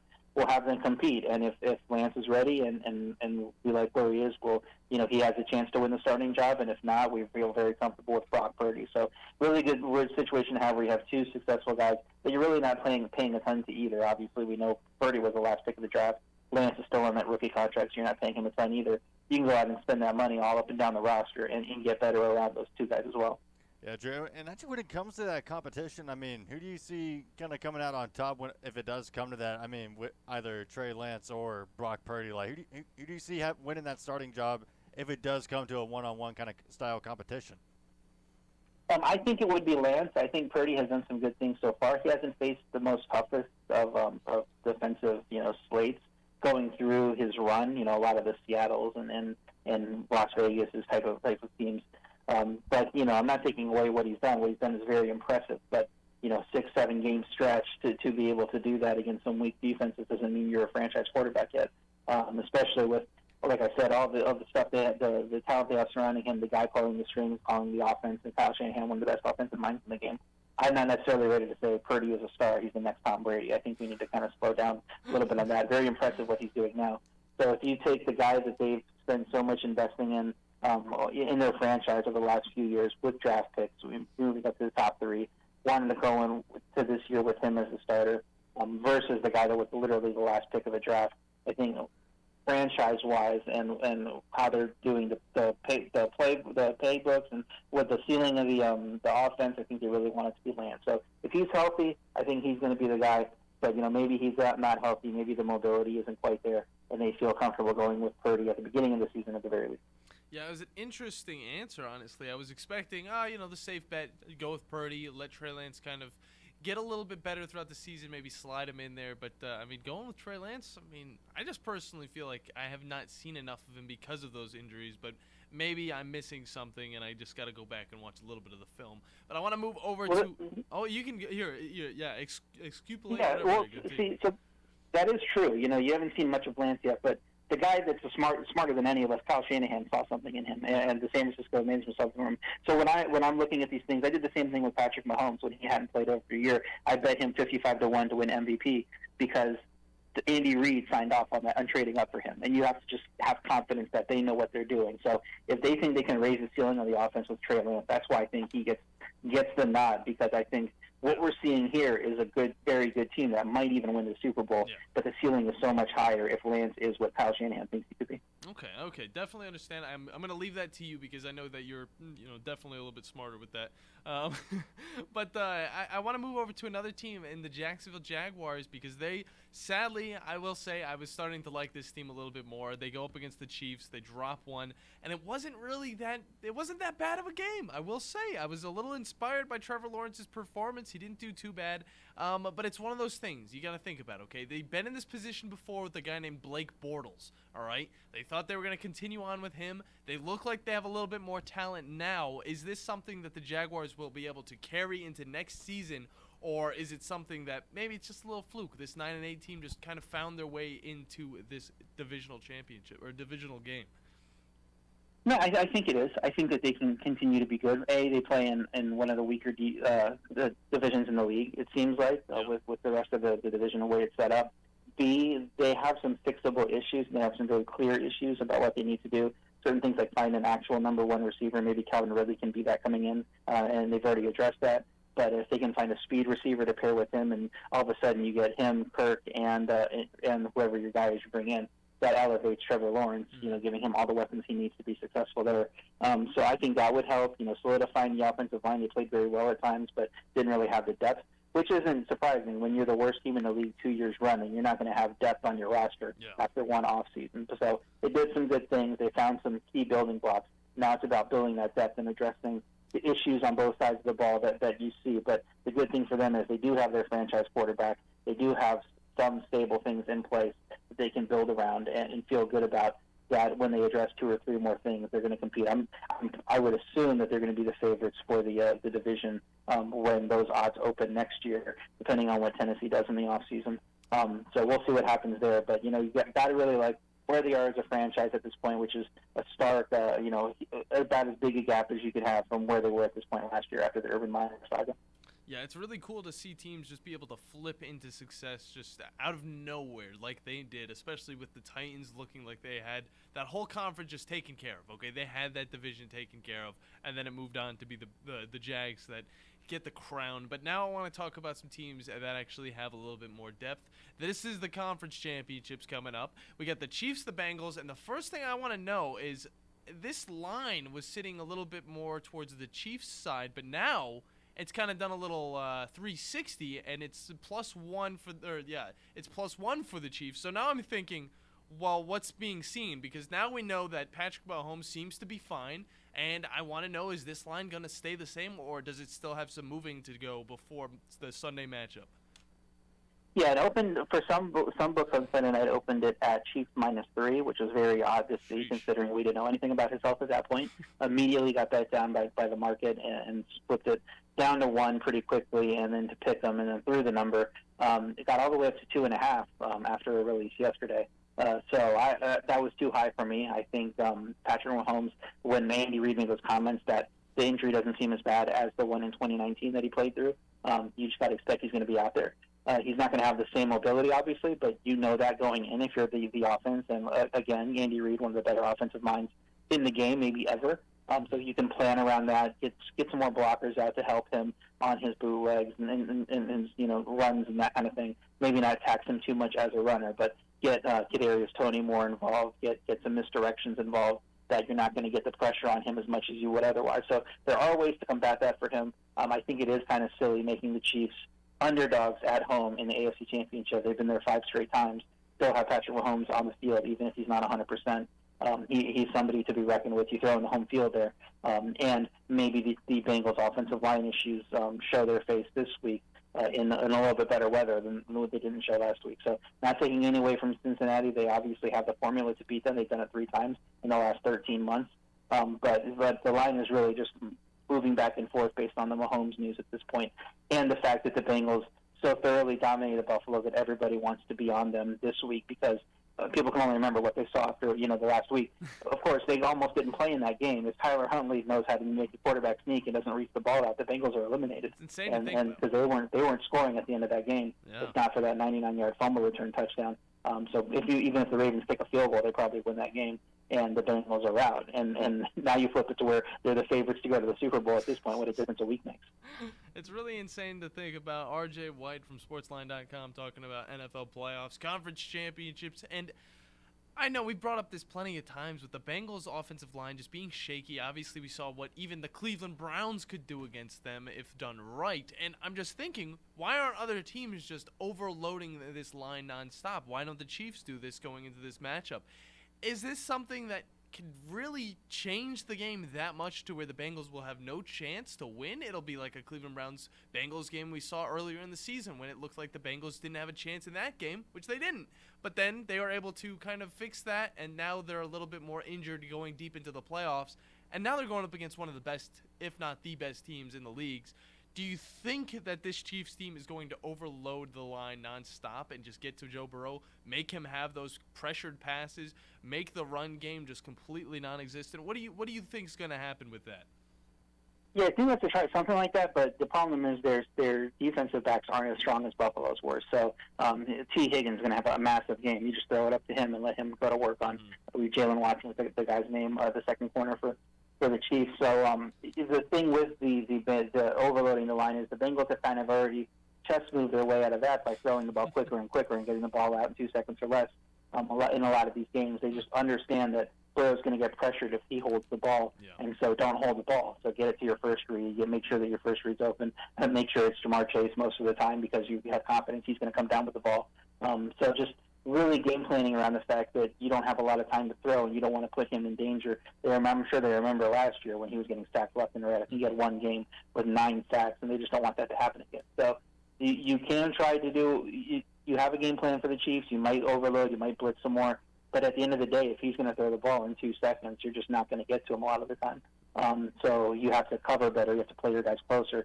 And if you do play your guys closer to the line of scrimmage, then the pressure that does come better get to him because otherwise you're leaving Higgins or Chase one-on-one downfield, and nobody wants that. Exactly. And then looking at the last game, we haven't even talked about the Eagles yet, but I wanted to talk about this game because personally, me and Bandi think it's one of the closer games. But, the Eagles look so good, but then the 49ers also have such depth in their roster.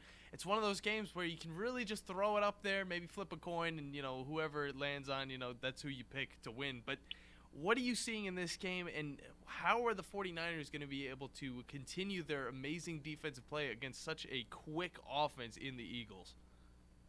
Well, on the defensive side, the 49ers have one of the best rush defenses in the league, and that's really where the league gets a lot of their strength. Mm-hmm. They do, I'm sure A.J. Brown, Devontae Smith, Jalen Hurts get all the publicity throwing the ball.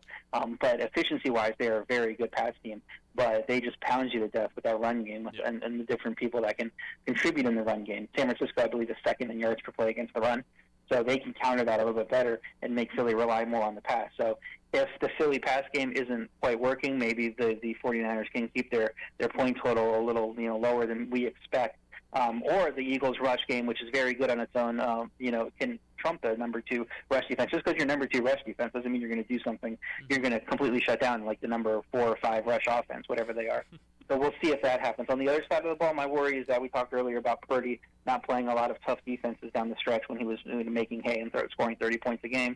Then he goes up against the Cowboys. Number 2 sack rate in the league, is unable to score a lot of touchdowns. They just got out that game with 4 field goals and a touchdown. Well, guess who's the number 1 sack rate in the league? It's the Eagles, who 70 sacks on the season, spread out a bunch of different people. The gap between the sack rate of the Eagles to the Cowboys, number 1 to number 2, is bigger than the gap from the Cowboys to the number 17 team. That's how much ahead of the Cowboys they are in rushing the passer. So you get after Brock Purdy like that, now he's on the road in a tough environment with the noise going against him. He's not in the friendly confines in San Francisco. how is he going to react? Is he going to be the 7th-round rookie that we thought that the NFL thought he was coming into the season, or is he going to be the guy that he's shown as he's filled in for a starter in this great scheme and being able to take advantage of the thing and score some points? My guess is probably the former. I think he's going to show up as more of the rookie side. It's just tough for anybody to go into that environment against a defense as good as the Eagles and have success. And now you're asking the 7th-round rookie, Mr. Irrelevant, to do it. No knock on him. He might be a good quarterback moving forward. Just I don't know how many people have success. Jimmy Garoppolo probably wasn't going to have success in that environment either, if he was the starter right now. Yeah. So I think the Eagles win this game probably pretty comfortably. I would say by at least 7 to 10 points. Okay, it's interesting to see because you got to remember, he is a rookie. He was in the 7th round. It's crazy. It's almost unheard of. He's on an 8-game win streak with this 49ers team that is stacked. But still, I mean, there's got to come a point where it's more on his shoulders instead of the rest of his team, and he's going to have to try and make those plays. But, RJ, that's all the time we have for you this week, but we cannot wait to talk with you next week. Let the people know where they can find you on socials and online. You can find my work at sportsline.com. All my picks, as soon as I make them, I do have picks up for both spreads and both totals in the game, as well as a prop that I like that's already gone up a couple yards. So go and check that all out at Sportsline on social. You can follow me on Twitter at RJWhite1. Very nice. RJ, we're going to have a little bit of a better picture of what the Super Bowl is going to be after this weekend. So we cannot wait to talk with you next week. Thank you very much for hopping on with us, and have a great rest of your day. Take care. Thank you. Good stuff by him. Jeez. Really throwing the knowledge. I mean, you guys think that you're learning a lot from him talking. Me and Bandi are learning just as much, okay? We've been trying to gauge these teams for the longest times now, and we are still. This is the greatest thing about doing this radio show is we get to talk to people that have such information, such knowledge inside their brains to tell us what they think is going to go on. And it helps us really just get a clearer picture. And, hey, Bandi, we want the 49ers to go all the way. It'd be amazing, but still. Is Brock Purdy going to be that guy that just carries that team on his shoulder when they can't do it for him?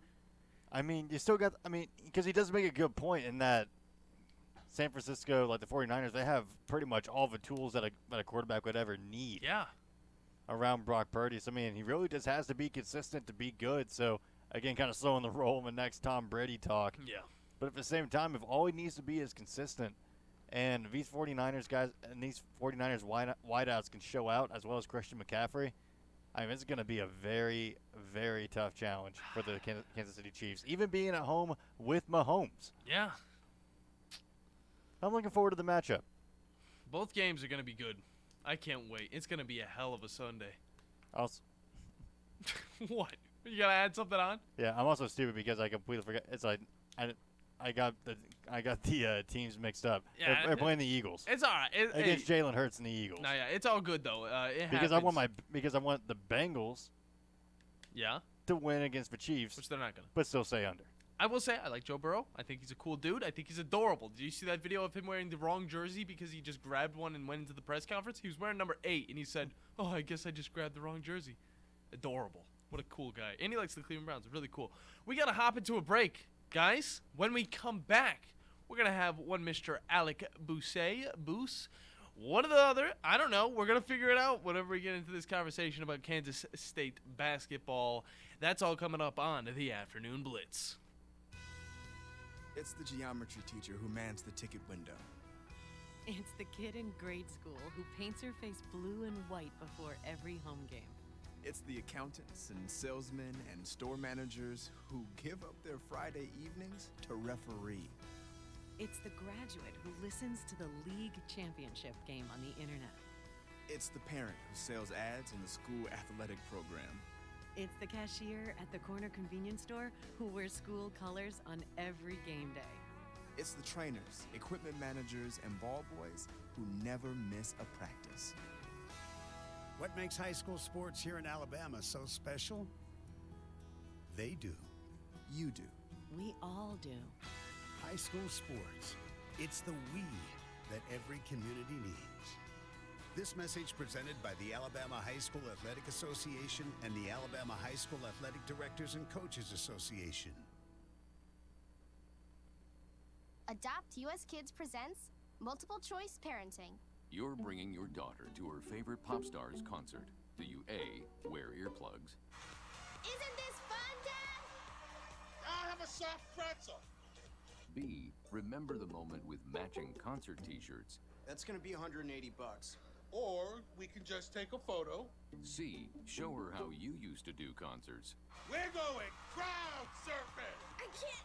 He's too heavy. Oh my god. Ah. Or D, just roll with it. Woo!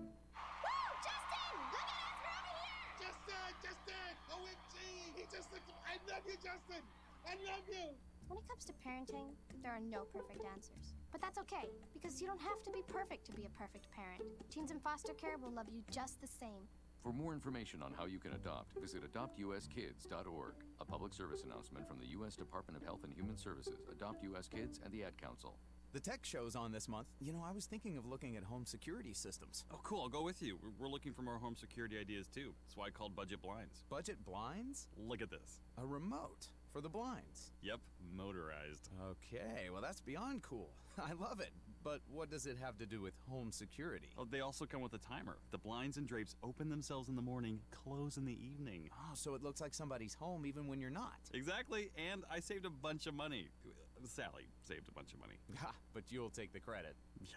My brother, the tech genius. Thanks, man. Now give me that remote. Budget Blinds motorized window coverings are the ultimate in luxury, and during the Luxury Within Reach event, they're even more affordable. The more you buy, the more you save, with savings up to $2,000. Hurry and call 855-BUDGET-BLINDS now before this offer ends, or go online to budgetblinds.com. Don't miss out. Call 855-BUDGET-BLINDS now. Offer good on select products at participating independently owned and operated franchises. Restrictions may apply. Ask for details.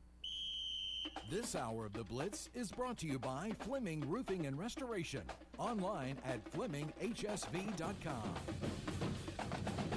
How long does it take to get to the forest? That's not far. What are we gonna do? Hike? Sure. Are we there yet? Yep. It's a short drive from your neighborhood to your naturehood. Visit discovertheforest.org, brought to you by the Ad Council and the U.S. Forest Service.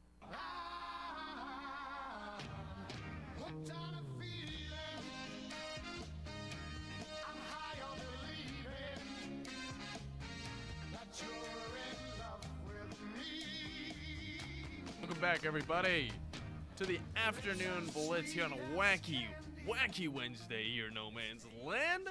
It's on the Tennessee Valley Blitz Sports Radio Network. I'm your host, Captain Cool, alongside the Bandi Man, Bailey Lowry. Hello. Doing a great job spinning the tracks, doing all what he can in that little slanted ceiling room over there. I'm in one myself, so, I mean, I can't really say too much, but you guys can find us on the socials, on Twitter at @TheBlitz_sports, and follow us on Twitch and YouTube at WZZNTV.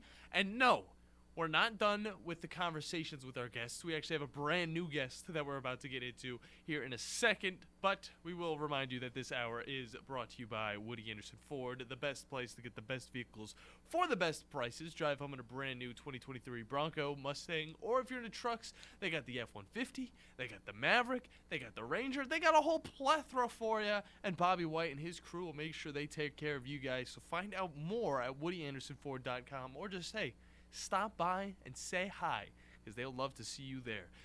And they'd also love to see you in a brand new Ford vehicle, that's for sure. But let's hop into the conversation we have at hand, because we got an interesting basketball team to talk about, as well as just the school in general, because they've been kind of on the rise as of late. But we have one Mr. Alec Bussey on with us, who talks Kansas State with Rivals.com.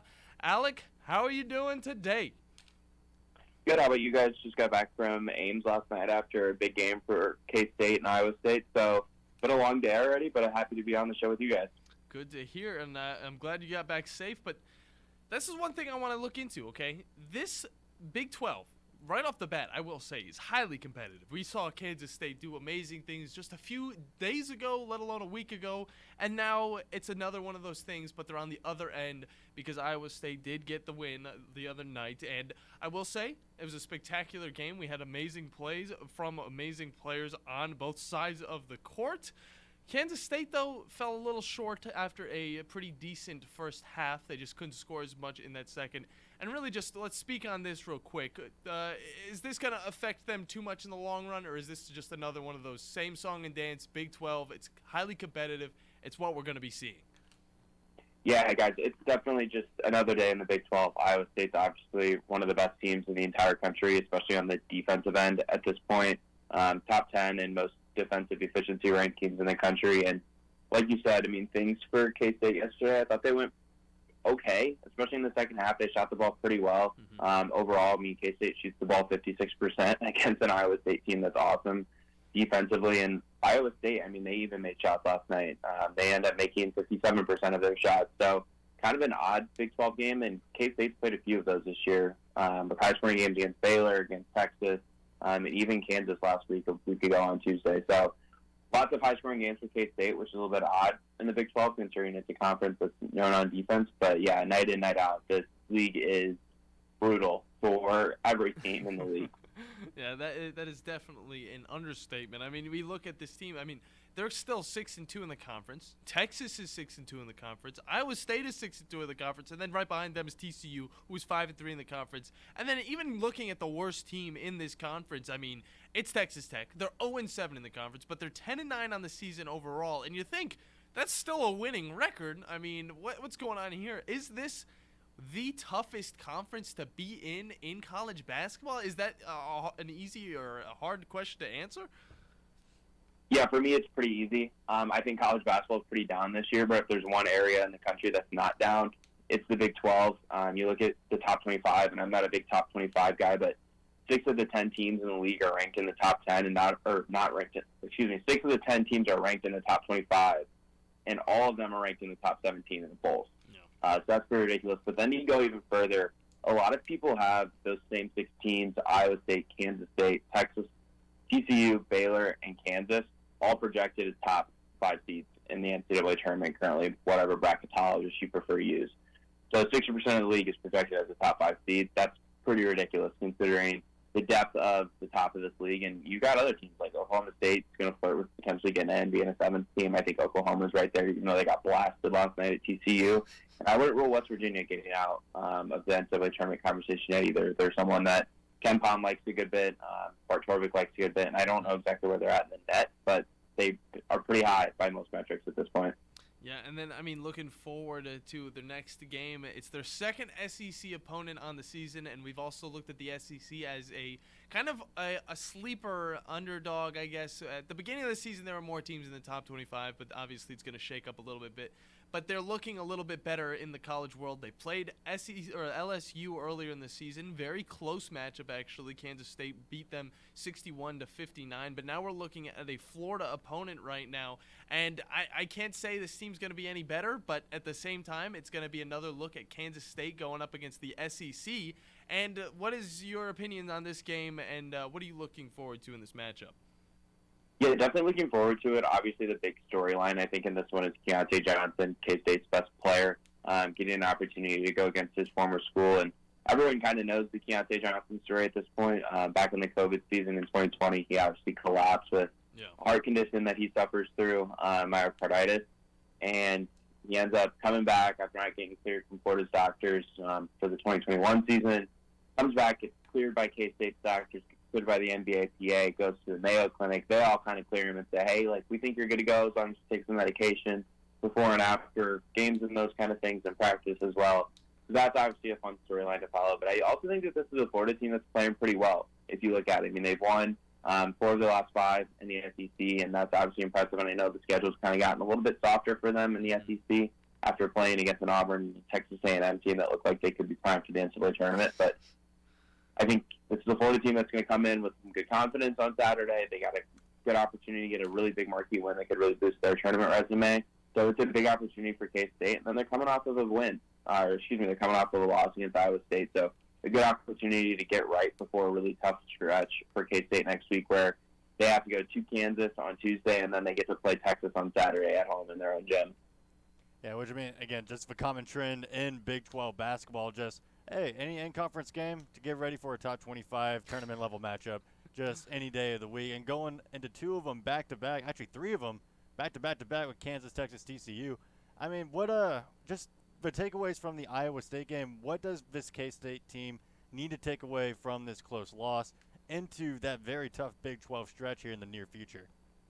Yeah, it's kind of funny you asked that. This is a K-State team that I'm still kind of struggling to peg. Like, how good are they really? Because obviously they have a really good record. If you look at where they stand, obviously, at this point in the season, They're 17-3 and 6-2 in the Big 12, and you don't really stumble across that on accident. But if you look at some of their offensive and defensive efficiency numbers, they're not elite in either category. They're in the 30s, I think, for both offensive and defensive adjusted efficiency numbers. So that's interesting. That's a bit of an outlier. But they're just finding ways to win. Earlier in the Big 12 season, Marquise Noel and Keontae Johnson looked like two superheroes playing basketball. And now they started to struggle a little bit, and teams have started to figure them out just a bit as well. So I think it's kind of interesting to see that they're still finding ways to have success. Guys like Ish Masood have really stepped up off the bench and turned into a really good role player for them. Desi Sills is someone who struggled last night against Iowa State, didn't score, missed his only couple shots. But at the end of the day, too, like Desi Sills is someone who's giving K-State good production. Against Kansas last week, he scores 24 points off the bench in his best game of the season. So they're finding ancillary production from guys, and that's huge for a team that maybe had depth questions coming into the year because they only returned 2 players from last year, Marquise Noel and Ish Masood. So to get production from guys like Desi Sills and Ish Masood, and Cam Carter last night goes for double-digit points and scores 10 of K-State's first 14 points, I think it was, or 9 of K-State's first 14 points. Like, they're finding ways to get other production from other players, and that's huge. Yeah, and one thing I even wanted to look at is with this roster that you guys have this year is a lot of those players came from the SEC. Obviously, Keontae Johnson, he played Florida, and then Desi Sills, he played it for the Razorbacks, as well as I can't really pronounce his name, and I'm not going to try. Abayomi, I believe that's his name either way. But I mean, how big is this for the transfers to come in and just all the whole transfer world that is coming into college sports altogether? How big is this for these teams like Kansas State to really just be able to maybe have a few off seasons and then just be able to pick up these guys that'll really just put the team together? Yeah, it's actually a really good question, and something that I'm happy to discuss too. It's really interesting. This is a K-State program that's really struggled the last couple of years before Jerome Tang got here in his first year after being an assistant at Baylor for nearly 2 decades. Mm-hmm. But they only have returned 2 players from last year, like I said, and Marquise Noel and Ish Masood. And on the outside, or at first glance, it's like, okay, well, when you only return 2 players, right, like you think it's going to be really difficult to be able to be competitive and be a good team. Yeah. But at the same time, when you're inheriting a new program like Jerome Tang did, it's kind of nice to be able to have a complete reset on your roster and be able to bring in the players that you want to bring in and fit a style to what you want to play. So it's kind of interesting where, it's great to have returning players so you know what to expect, and it helps maybe establish a culture.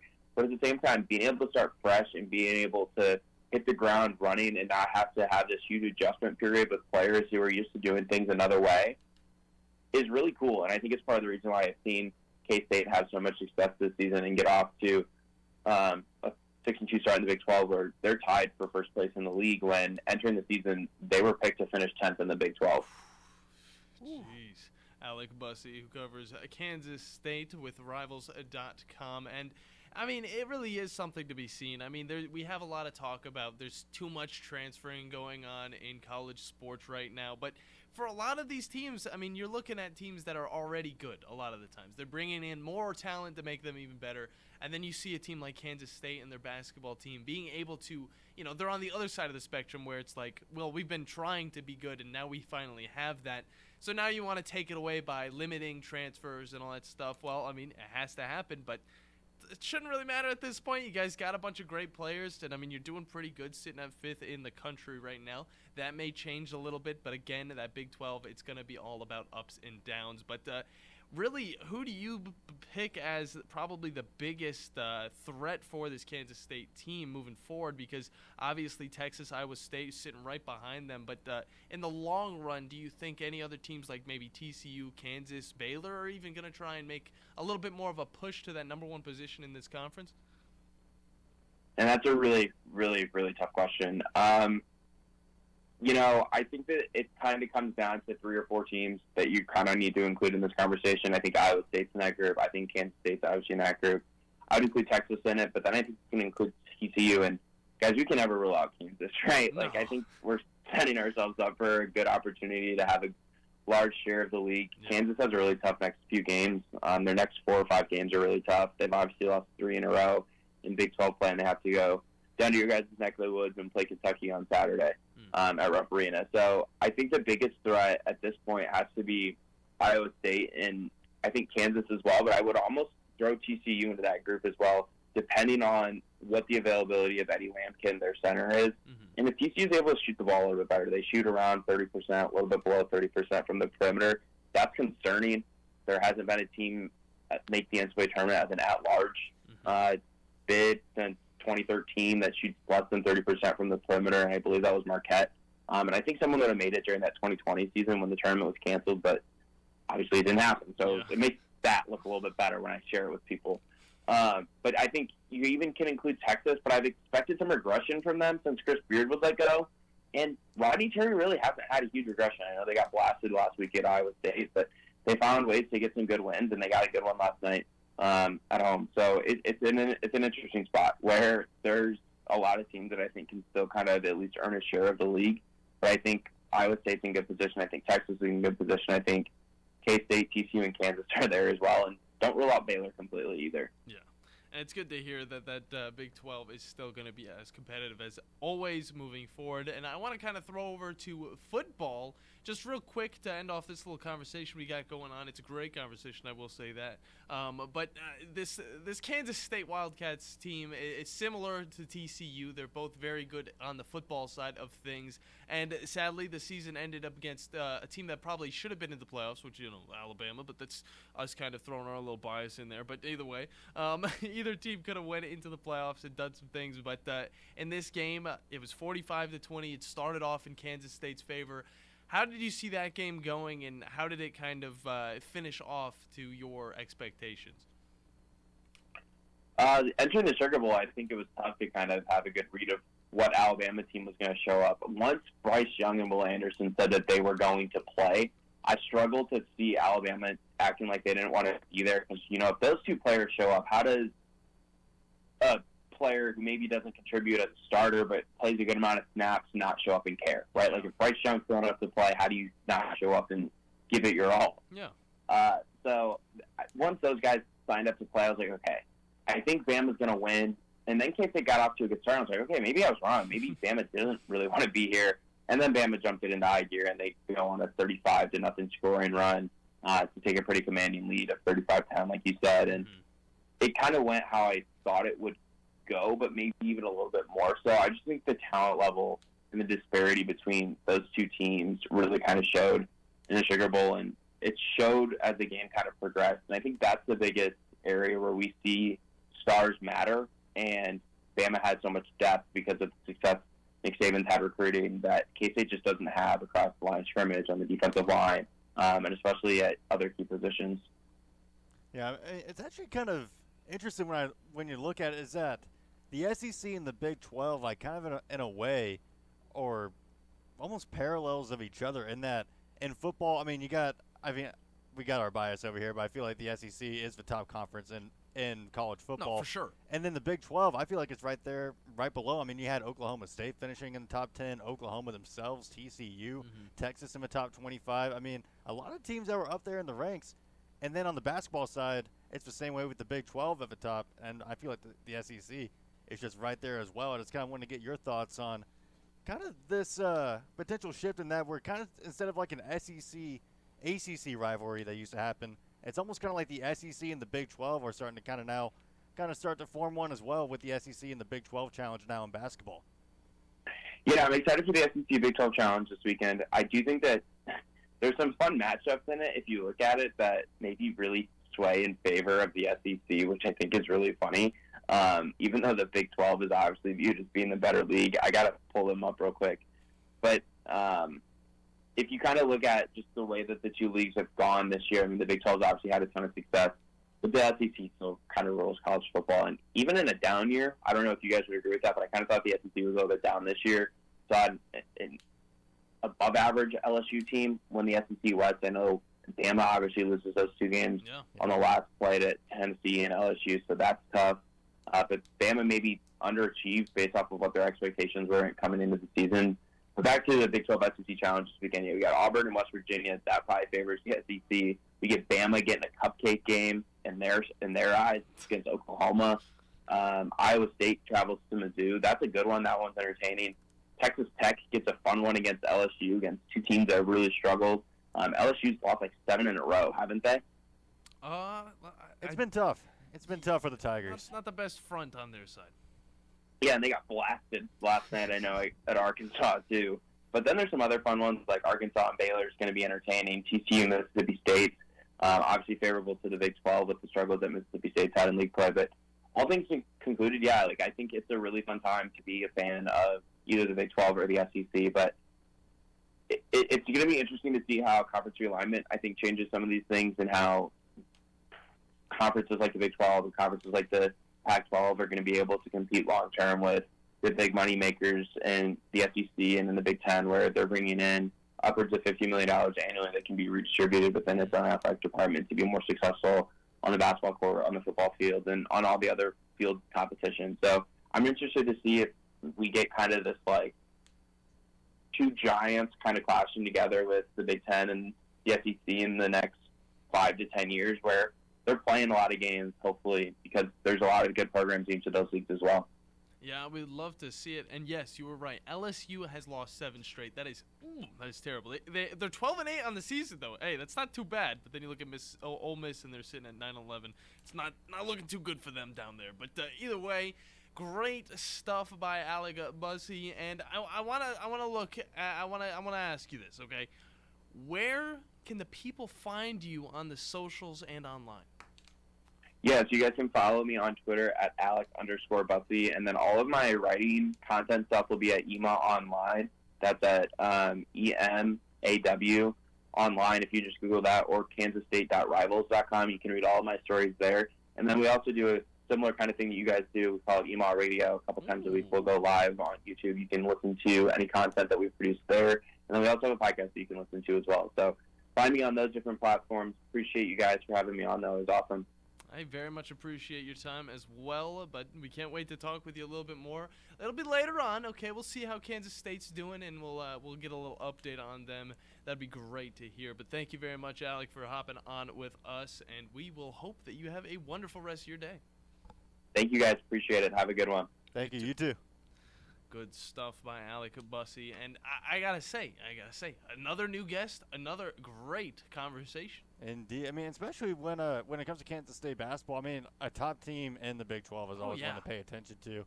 And I mean, I'm hoping that he'll for sure come back onto the show at some point, especially come tournament time, come March Madness time. Well, if he listens to the beginning of the show, he probably won't come back on with us.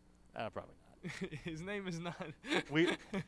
We're sorry. We tried to figure out your last name for so long.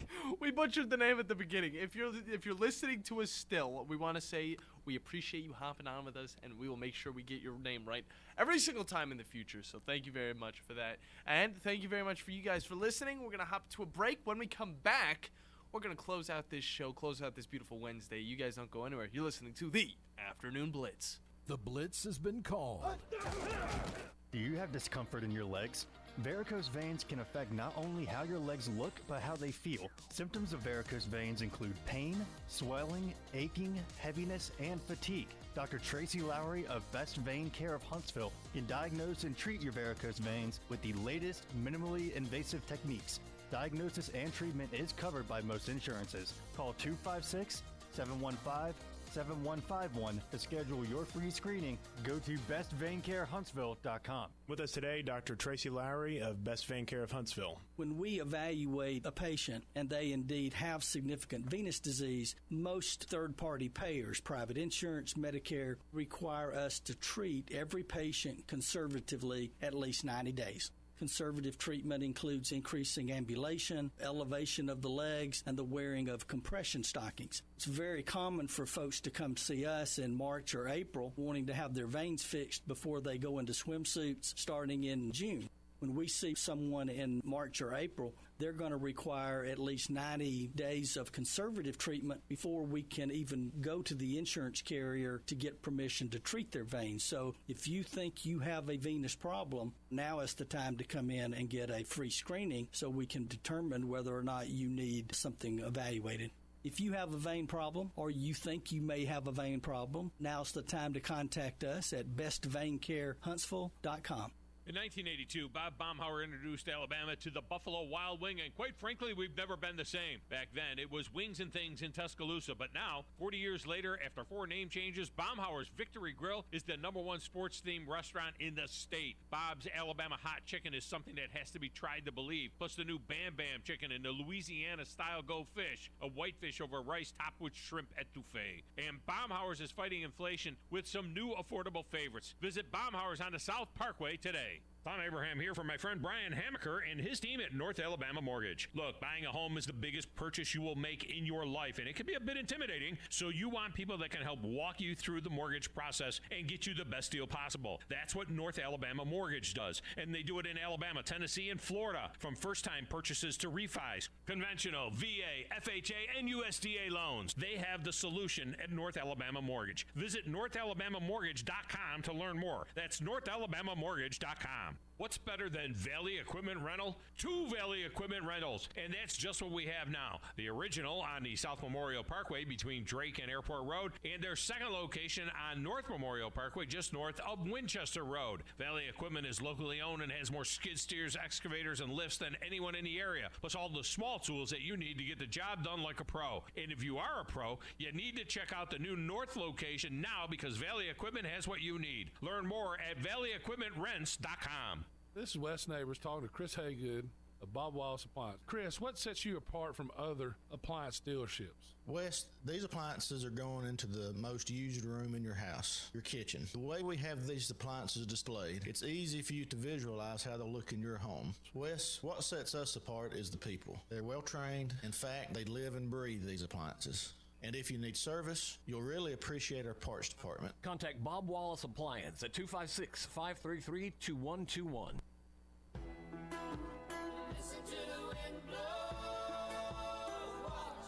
Welcome back, everyone, to the Afternoon Blitz. Here on the Tennessee Valley Blitz Sports Network, I'm the Bandyman Bailey Lowry, joined across the glass, across the aisle by Captain Cool John Abraham, here wrapping up the second hour of the show, which we like to remind you is brought to you by Woody Anderson Ford, the best place to get the best vehicles for the best prices. Oh yeah, go on down to Woody Anderson Ford and check out their amazing list of vehicles. Look at their Mustangs, look at their Ford Broncos, look at their Expeditions, and look at all of the awesome trucks they have to offer. And you know what? If you're not trying to buy a Ford, that's all right, guys. Nobody's judging. They got a huge list of used vehicles just for you, and you can grab those today at Woody Anderson Ford. And if you don't want to go out anywhere, because you know what? Sometimes you don't want to. It's very windy outside. Make sure you get a Fleming roof over your house or your head because you don't want your shackles to be ripped off. Then just look them up online at WoodyAndersonFord.com, and you can look at all of their vehicles they got for you guys and pick it up tomorrow. Why not? Why not? Why not? Do it. What's your favorite truck?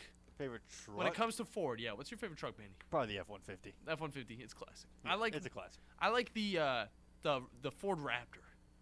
And did you hear actually this year they're coming out with the Ford Ranger Raptor? I did not hear that. Yeah, it's a like a City Boys Raptor because it's a little bit smaller because a City Boys Raptor. The F-150 Raptor is gigantic, and then there's also the Bronco, which is also pretty gigantic. So, either way, the whole last segment was a huge ad for Woody Anderson Ford. But I gotta say, I'm not that's not me just goofing around. I think those vehicles are sweet. You know what? If they get a Ranger Raptor there, I might even go and check one out. Oh, really? Yeah. I'm gonna be moving to the city. I gotta have a city vehicle. I can't be having that off-road Ford Raptor either way. We've had a fun episode today. RJ White was on with us talking NFL football, and then Alec Bousset was on with us as well. I'm going to say it's Bousset. I don't care if I get it wrong at this point. His name's After we spent so much time to learn it. Bussy, guys. It's Bussy. Either way, for me, for the Bandyman, for the Pop-Tart sitting right next to me about to get devoured, you guys have a beautiful rest of your day. This is Wes Neighbors with Philip with Eagle Insulation, and we have an announcement to make. Yes, Wes, we are now Eagle Masonry and Insulation. Still a place to call for your installation needs, but now we offer masonry services. What kind of masonry projects can you handle? Wes, no job is too big, no job is too small. We can do renovations, new construction,